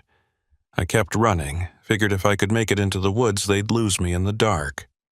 He looked at me, his eyes pleading. "You gotta believe me. This isn't some misunderstanding. These guys are killers, and if you open that door, we're both dead." I believed him. I didn't want to, but I did. Because the alternative, that a county deputy and a wrecker operator were staging accidents and robbing travelers on a remote stretch of highway, was too horrifying to accept. But it made a sick kind of sense. This was the perfect hunting ground. US 95 through the Panhandle was isolated, sparsely populated, with long stretches where you could go an hour without seeing another car. Travelers passing through had no local connections, no one who'd immediately notice if they went missing. And a deputy with a badge and a cruiser, that was the perfect cover. Who questions a cop? I moved back to the window and looked out again. Hobart was still on the porch, but now he was joined by the second man, Jedediah, presumably. Even from a distance I could see he was massive, broad-shouldered and thick-armed, wearing grease-stained coveralls and a heavy jacket. He was holding something in his right hand. I couldn't make out what it was, but the way he held it, low and ready, made my skin crawl. Hobart knocked on the door again, harder this time. "Last chance. Come out now, and we can talk this through. Stay in there, and things are going to get a lot more complicated." I looked around the cabin, searching for options. There was only one door, the one Hobart was standing in front of. The windows were boarded up, probably to keep out the weather, and prying the boards off would take time and make noise. There was no back exit, no crawl space, no way out except through the front. We were trapped. I walked back to Russell. "Can you move, at all?" He tried to sit up and winced, his face pale. "I don't know. Maybe, but not fast." I grabbed his arm and helped him to his feet. He swayed, nearly collapsing, but managed to stay upright. "We're going to have to make a run for it," I said. "Out to the back window. We'll pry the boards off, get into the woods, and lose them in the dark." Russell nodded, but his expression was bleak. "They know these woods better than we do, and they've got guns. You have a better idea?" He didn't. I grabbed a heavy iron poker from beside the stove and went to the back window. The boards were nailed in place, but the wood was old and brittle. I wedged the poker under one of the boards and pried. It came loose with a screech of nails pulling free, and I froze, listening. Hobart and Jedediah were talking outside, their voices low. They hadn't heard. I pried off a second board, then a third, until the window was clear. Cold air rushed in and I pushed the window open. It was a tight fit, but we could squeeze through. "Go," I whispered to Russell, helping him toward the window. He climbed through awkwardly, his movements slow and uncoordinated, and dropped into the snow on the other side. I was about to follow when I heard the front door splinter. They were coming in. I didn't think, I just moved. I dove through the window, hit the snow hard, and scrambled to my feet. Russell was already moving, stumbling through the trees, and I grabbed his arm to steady him. Behind us, I heard shouting. Hobart's voice sharp and commanding. "They're running, out the back." We ran, or at least we tried to. Russell could barely stay on his feet, and I was half dragging him through the snow, my boots slipping on the uneven ground. The forest was pitch black, the only light coming from the faint glow of the cabin behind us. I could hear them crashing through the brush, their flashlights cutting through the darkness. I pulled Russell behind a thick stand of trees and pressed a finger to my lips. We crouched there, breathing hard, watching as the beams of light swept back and forth. Hobart's voice echoed through the forest. "You're only making this harder on yourselves. Come out now, and I'll make it quick. Keep running, and you'll freeze to death out here. Is that what you want?" Russell was shaking violently, his teeth chattering. He wouldn't last much longer in this cold. I needed to get him somewhere warm, somewhere safe. But where? My truck was back on the highway miles away by foot, and even if we made it there, Hobart and Jedediah would catch us before we could get the engine started. I thought about the tow truck. If Jedediah had driven it here, that meant the keys might still be in the ignition. If we could make it to the truck, we could use it to get back to the highway. It was a long shot, but it was the only shot we had. "Can you make it a little farther?" I whispered to Russell. He nodded weakly. "I'll try." We moved as quietly as we could, circling wide around the cabin, staying in the shadows. The voices behind us grew fainter, and I realized Hobart and Jedediah were moving deeper into the woods, following the tracks we'd left. They thought we were still running. Good, let them chase ghosts. We reached the edge of the clearing where the vehicles were parked. The tow truck was still there, its engine idling, exhaust puffing into the cold air. Hobart's cruiser sat beside it, lights still flashing. I scanned the area, no sign of Hobart or Jedediah. They were still in the woods. This was our chance. I helped Russell across the clearing, moving as fast as his weakened state would allow. We reached the tow truck, and I pulled open the driver's side door. The keys were in the ignition, just like I'd hoped. I helped Russell into the passenger seat, then climbed in and put the truck in gear. That's when I heard the shout. "Hey, stop!" I looked in the side mirror and saw Jedediah running toward us, his massive frame barreling across the snow. He was holding something now, I could see it clearly in the dome light of the truck. A tire iron. I slammed my foot on the gas, and the tow truck lurched forward. Jedediah reached the driver's side door and grabbed the handle, trying to wrench it open. I swerved hard to the left, and he lost his grip, stumbling back. I didn't slow down. I drove straight down the logging road, the truck bouncing and skidding on the uneven terrain, branches scraping against the sides. In the rearview mirror, I saw Jedediah running after us, then stopping, doubling over with his hands on his knees. He was fast, but he couldn't outrun a truck. Russell slumped in the passenger seat, his eyes half closed. Did we make it?" "Not yet," I said, gripping the wheel tight. "But we're getting there." The logging road merged with another, wider road, and I followed it until I saw the familiar outline of US 95 ahead. I pulled onto the highway and headed north, toward Sandpoint, toward civilization, toward help. My hands were shaking, adrenaline coursing through my veins. I glanced at Russell. "You still with me?" He nodded weakly. "Yeah. Barely. We're going to get you to a hospital, and then we're going to the state police. We're going to tell them everything." Russell didn't respond. He'd passed out, his head lolling against the window. I pushed the tow truck as fast as I dared, the speedometer climbing to 60, then 70. The snow was still falling, but the highway was clearer up here, the plows having made a pass earlier in the evening. I kept checking the mirrors, expecting to see Hobart's cruiser coming up behind me, lights flashing. But the road stayed empty. After about 20 minutes, I saw the lights of Sandpoint in the distance. Relief washed over me, and I let out a breath I didn't realize I'd been holding. We'd made it. We'd actually made it. I pulled into the parking lot of the county hospital and laid on the horn, not caring who I woke up. Within seconds, the emergency entrance doors flew open, and 2 nurses in scrubs came running out. I climbed out of the truck and pointed at Russell. "He's hypothermic, needs immediate attention." They didn't ask questions. They just got a gurney, loaded Russell onto it, and wheeled him inside.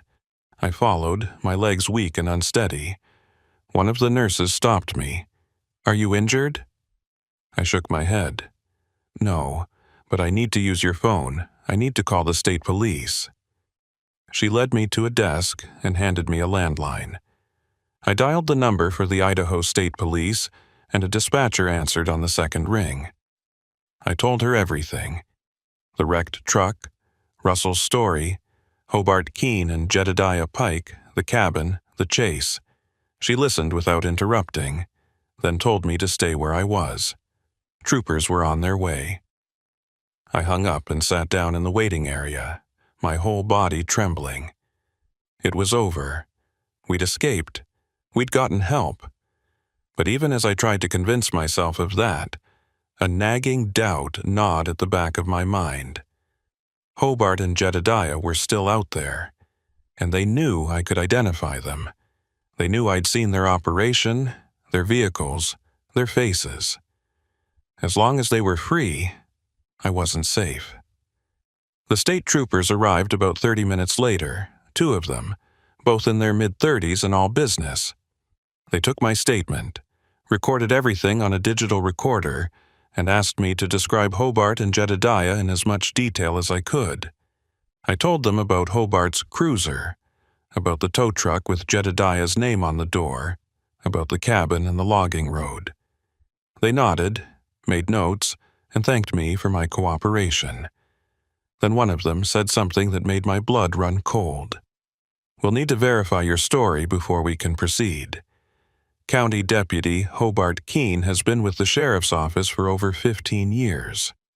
He's well respected in the community. If you're making false accusations—" "I'm not," I interrupted. "Russell Gaines will back me up. He's in there right now, being treated. Ask him."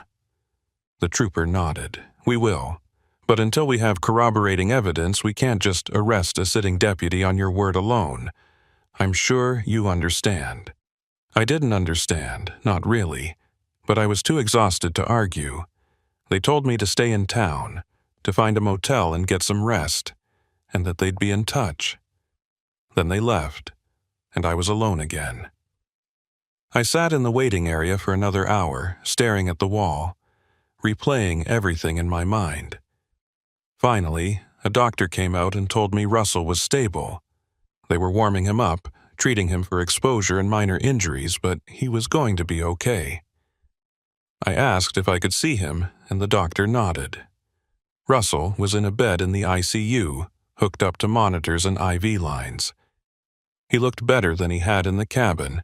His color was returning, and his breathing was steady. When he saw me, he managed a weak smile. "You saved my life." I shook my head.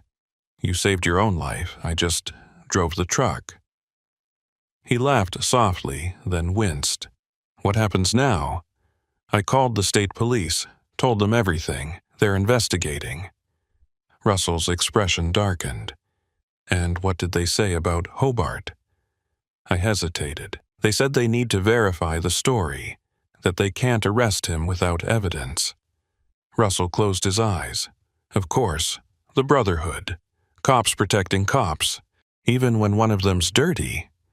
They'll figure it out," I said, trying to sound more confident than I felt. "They have to." Russell didn't respond. He just lay there, staring at the ceiling, and I could see the doubt in his eyes. The fear that maybe, just maybe, Hobart and Jedediah would get away with it.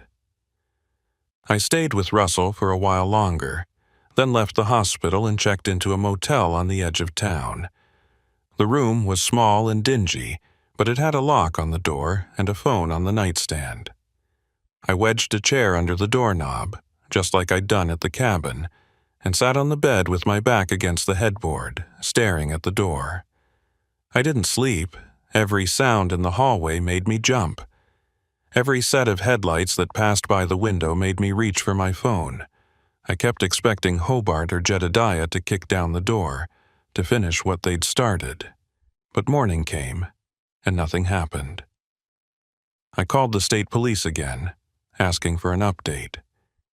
The trooper I spoke to was polite but non-committal. They were looking into it, he said, following up on leads. They'd let me know if they needed anything else from me. I hung up and stared at the phone, frustration boiling in my chest. I'd given them everything: names, descriptions, locations. What more did they need? I thought about calling my dispatcher, telling her I wouldn't be able to make my delivery to Bonner's Ferry. But I didn't, because part of me, maybe the stubborn part, maybe the stupid part, wanted to finish the job.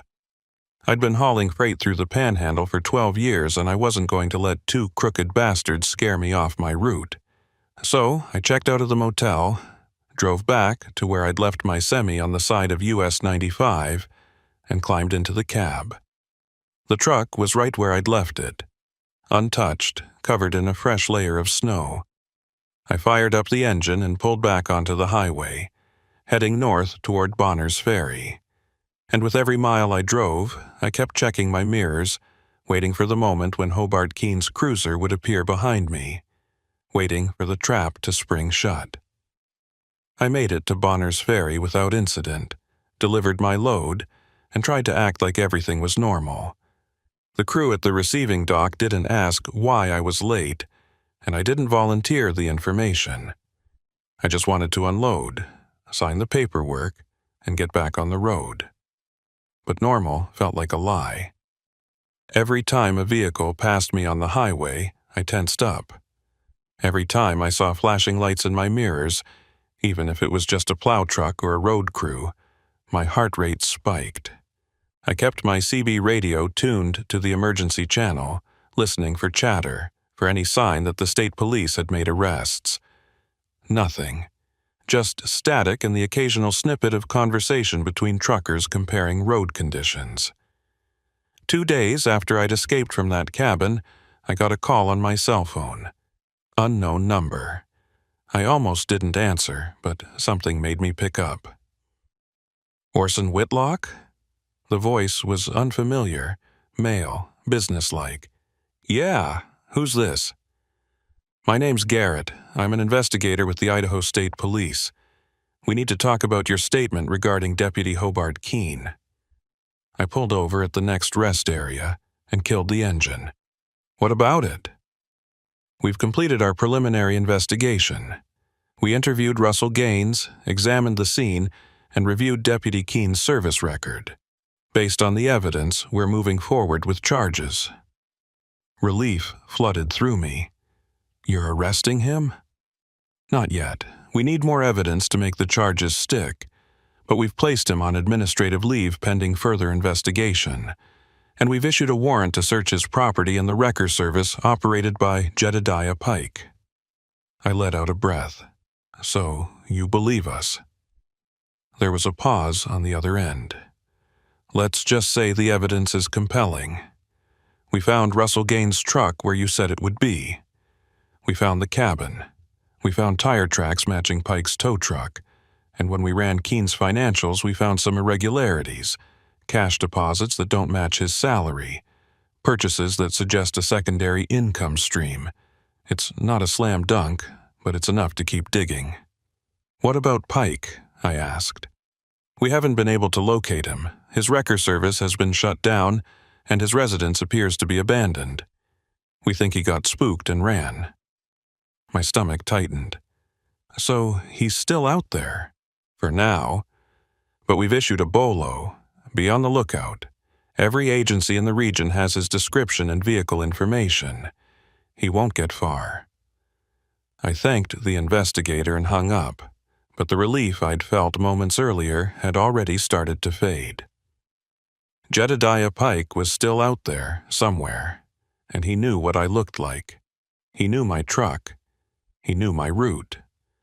I thought about taking some time off, laying low until the investigation wrapped up, but I couldn't afford to.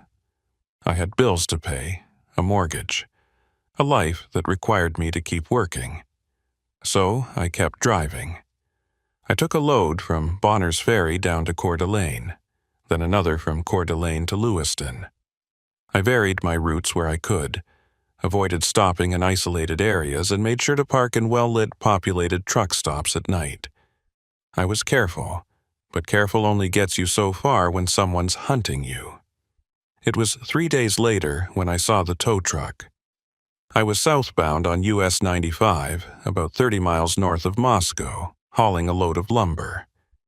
Traffic was light, just me and a few other vehicles scattered along the highway. I'd been driving for about 6 hours, my mind half on the road and half on the podcast I was listening to, when I glanced in my side mirror and saw it. A tow truck.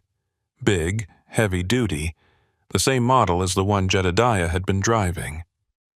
It was about a quarter-mile back, matching my speed, staying just far enough behind that I couldn't make out the driver's face. My pulse quickened. I told myself it was a coincidence. Tow trucks were common on this highway, especially in winter when accidents happened regularly. There was no reason to assume it was Jedediah, but the truck didn't pass me. It didn't fall back. It just stayed there, a constant presence in my mirrors. I tried speeding up. The tow truck sped up. I tried slowing down. The tow truck slowed down. My hands tightened on the wheel. This wasn't a coincidence. I grabbed my phone and dialed the investigator's number. It went to voicemail. I cursed and hung up, then dialed 911. The dispatcher answered, and I explained the situation as calmly as I could. There's a tow truck following me on US 95 southbound near mile marker 320. I think it's connected to an ongoing investigation involving Jedediah Pike. The dispatcher asked me to stay on the line and said she was routing a state patrol unit to my location. I kept driving, my eyes flicking between the road ahead and the tow truck behind me. Minutes ticked by. The tow truck started closing the distance, moving up until it was maybe 100 feet behind me, then 50 feet, then right on my bumper. I saw the driver now, silhouetted against the headlights. Broad shoulders, heavy build. It was him, Jedediah Pike. The tow truck surged forward and tapped my rear bumper. Not hard, just enough to jolt me forward and send a spike of adrenaline through my system. He was trying to run me off the road. I floored the accelerator and my semi lurched forward, the engine roaring. But the tow truck kept pace, its heavy frame built for pulling disabled vehicles, more than capable of keeping up with a loaded semi. He tapped me again, harder this time, and I felt the back end of my trailer fishtail slightly. I fought to keep control, my knuckles white on the wheel. The dispatcher's voice crackled through my phone's speaker. "Mr. Whitlock, a unit is en route. ETA 5 minutes. Can you stay on the road?" "I'm trying," I said through gritted teeth. Jedediah pulled into the left lane and came up alongside me. I glanced over and saw him staring at me through his window, his face cold and expressionless. Then he swerved right, slamming the side of his truck into my trailer. Metal screeched, and I felt my semi lurch to the right, the tires skidding on the asphalt. I yanked the wheel left, trying to regain control, but Jedediah hit me again, harder this time. My trailer swung wide, and I felt the horrifying sensation of losing traction, the back end sliding out from under me. I was jackknifing. I hit the brakes, trying to straighten out, but it was too late. The trailer swung all the way around, and my semi slid sideways across both lanes of the highway. I braced for impact, certain I was about to roll. But somehow, miraculously, the truck came to a stop, blocking both lanes, the trailer at a 90-degree angle to the cab. I sat there, breathing hard, my heart hammering in my chest. The tow truck had stopped about 50 feet ahead, its brake lights glowing red in the dim afternoon light. The driver's door opened, and Jedediah Pike stepped out. He was holding a crowbar. I fumbled for my seatbelt, my hands shaking, and threw open the cab door. I didn't have a plan. I just knew I couldn't sit there and wait for him to reach me. I jumped down from the cab and ran toward the shoulder, toward the tree line. Behind me, I heard Jedediah's boots crunching on the asphalt, his footsteps heavy and deliberate. "You should have stayed out of it, Whitlock," he shouted. I didn't look back. I just kept running, my breath coming in ragged gasps, my legs pumping as hard as they could. I reached the tree line and plunged into the forest, branches whipping at my face, roots threatening to trip me with every step. I could hear him behind me, crashing through the brush, gaining on me. I veered left, then right, trying to lose him in the dense undergrowth, but he was faster than I expected, and he knew these woods. I burst into a small clearing and stopped, spinning around, searching for a way out. Jedediah emerged from the trees a moment later, the crowbar gripped in both hands. We stood there, maybe 20 feet apart, both of us breathing hard. "This is over, Pike," I said, trying to keep my voice steady. "The state police know everything. They're looking for you. You're done." He laughed, a harsh, bitter sound. "I'm done? You're the one who ruined everything. You and that idiot Russell. We had a good thing going, and you two had to stick your noses where they didn't belong." "You were killing people," I said. Jedediah shrugged. "Only the ones who didn't cooperate. Most of them just handed over their valuables and went on their way. But you had to play hero. And now I've got nothing. No business, no partner, no way out." He took a step forward, raising the crowbar. "So I figure, if I'm going down, I might as well take you with me." I backed up, looking for something, anything, I could use as a weapon. My hand closed around a fallen branch, thick and heavy. It wasn't much, but it was better than nothing. Jedediah charged. I swung the branch with everything I had, catching him across the shoulder. He grunted and stumbled, but didn't go down. He swung the crowbar and I ducked, feeling the wind as it passed over my head. We grappled, both of us fighting for control. slipping in the snow and mud. He was stronger than me, and he was winning. He shoved me backward and I tripped over a root, falling hard onto my back. The impact knocked the wind out of me, and I lay there gasping, staring up at Jedediah as he raised the crowbar over his head. And that's when I heard the sirens. Jedediah heard them too. He froze, his head snapping toward the sound. Then he looked back at me, his expression torn between rage and resignation. For a moment, I thought he was going to finish it anyway, to bring that crowbar down and damn the consequences. But instead, he dropped it and ran, disappearing into the trees. I lay there for a few more seconds, my chest heaving, then forced myself to sit up. My whole body ached, and my hands were bleeding from where I'd scraped them on the frozen ground. But I was alive. I heard voices calling my name, and I shouted back, "Here! I'm here!" 2 state troopers appeared in the clearing, weapons drawn, their eyes scanning for threats. When they saw me, one of them holstered his weapon and knelt beside me. "Are you injured?" I shook my head. "I'm okay. He ran. Jedediah Pike, he went that way." I pointed in the direction Jedediah had fled. The troopers radioed for backup and took off into the woods after him. Another trooper stayed with me, helping me to my feet and escorting me back to the highway. My semi was still blocking both lanes, and a patrol car was parked behind it, lights flashing. The trooper helped me into the back of the patrol car and handed me a bottle of water. "They'll find him," the trooper said. "He can't have gotten far." I nodded, but I wasn't so sure. Jedediah knew these woods. He'd been operating out here for years, and if anyone could disappear into the wilderness, it was him. But for now, I was safe, and that was enough. They found Jedediah 2 hours later, trying to hotwire a car in a rest area 10 miles south of where we'd fought. He didn't resist when they arrested him. Just stood there, hands behind his back, staring at the ground as they read him his rights.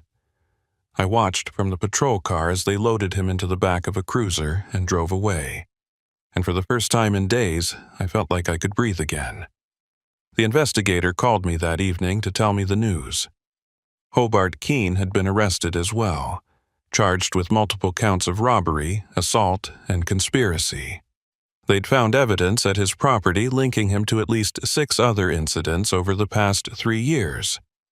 Victims who'd been run off the road, robbed, and sometimes worse. Russell and I weren't the only ones. We'd just been the lucky ones, the ones who got away. The trial took 8 months. I testified twice. Once for Hobart Keene's case, once for Jedediah Pike's. Both times, I sat in that courtroom and recounted every detail of that February night, from finding Russell's truck in the ditch to the fight in the clearing. Russell testified too, his voice steady despite the tremor in his hands. The prosecution presented evidence, financial records, stolen goods recovered from Hobart's property, testimony from other victims who'd been too afraid to come forward until now. The defense tried to paint us as unreliable, as truckers with grudges against law enforcement, as men who'd misunderstood a routine traffic stop. But the evidence was overwhelming. Hobart Keene was convicted on 12 counts, including robbery, assault, and abuse of authority. He got 25 years. Jedediah Pike was convicted on 14 counts. He got 30. I should have felt vindicated, relieved, safe, but I didn't. I went back to work a week after the verdicts came down. Same routes, same highways, same stretches of US 95 through the Panhandle that I'd been driving for over a decade. My dispatcher asked if I wanted to switch to a different region, maybe haul loads through Montana or eastern Washington instead. I told her no, I wasn't going to let what happened change the way I lived my life. But it did change. I can't drive through that section of highway anymore without thinking about it. Every time I pass mile marker 187, I see Russell's truck in the ditch. Every time I see a county cruiser, I tense up, even though I know Hobart's locked away. Every time a tow truck pulls up behind me, Even in broad daylight with traffic all around, my heart rate spikes and I reach for my phone. The fear never really goes away. It just becomes part of the landscape, like the mountains and the forests and the snow. You learn to live with it. You have to. Because if you let it paralyze you, if you let it keep you off the road, then they've won. And I'm not going to give them that. I got a letter from Russell about 3 months after the trial. He'd moved to Oregon, taken a job with a construction company, left Idaho behind for good. He said he couldn't stand driving through the Panhandle anymore, couldn't shake the feeling that something was waiting for him around every corner. He said he was doing okay, all things considered, but that he still had nightmares. He thanked me again for saving his life. I never wrote back. Not because I didn't care, but because I didn't know what to say. How do you tell someone that you're still looking over your shoulder, that you still check your mirrors obsessively, that every shadow feels like a threat? You don't. You just keep driving. I heard through the grapevine that Hobart's appealing his conviction. His lawyers claiming procedural errors, insufficient evidence, coercion. It probably won't go anywhere, but the fact that he's trying, that he's still fighting, sits in the back of my mind like a splinter. What if he gets out? What if some technicality sets him free? What then? I try not to think about it. I focus on the road, on the loads, on the rhythm of the miles clicking past. I've started carrying a firearm now, something I swore I'd never do. It's locked in a case under my seat, registered and legal, and I've only taken it out once, to practice at a range near Coeur d'Alene. I hope I never have to use it, but I'm not taking chances anymore. The Panhandle's still beautiful. The mountains still rise up like ancient sentinels. The forests still stretch for miles in every direction. The snow still falls silent and perfect in the winter months. But I don't see it the way I used to. I see the places where someone could hide, the turnoffs where a cruiser could be waiting, the stretches of highway where help is too far away to matter. I keep driving because it's what I know, it's what I've always done.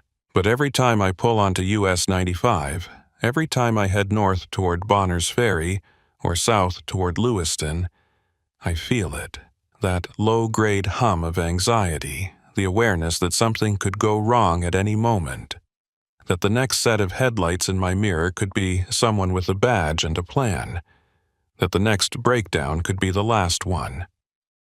I talked to the state police investigator, Garrett, a few weeks ago. He called to check in, see how I was holding up. I told him I was fine, which was only half true. He told me they'd closed the case, that Hobart and Jedediah weren't getting out any time soon, that I could rest easy.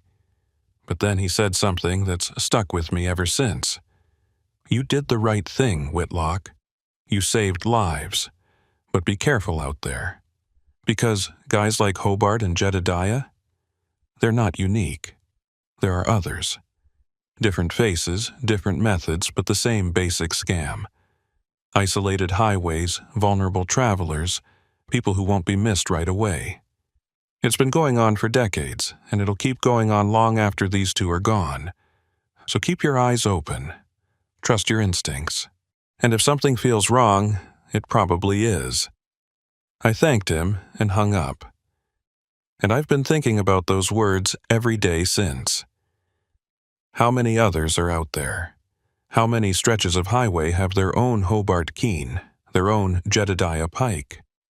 How many drivers have pulled over to help someone in distress, only to realize too late that they were the ones who needed help?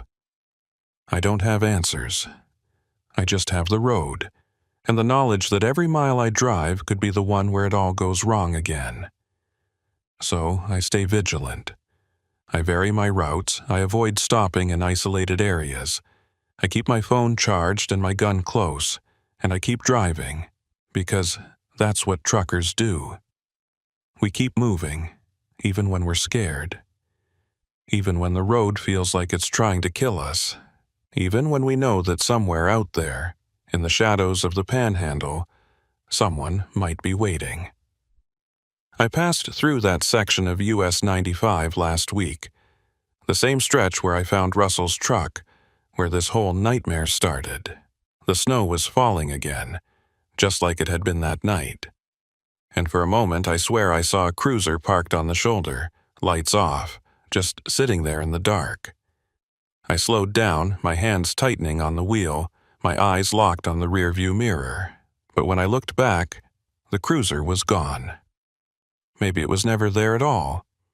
Maybe it was just my mind playing tricks on me, the fear manifesting as something real.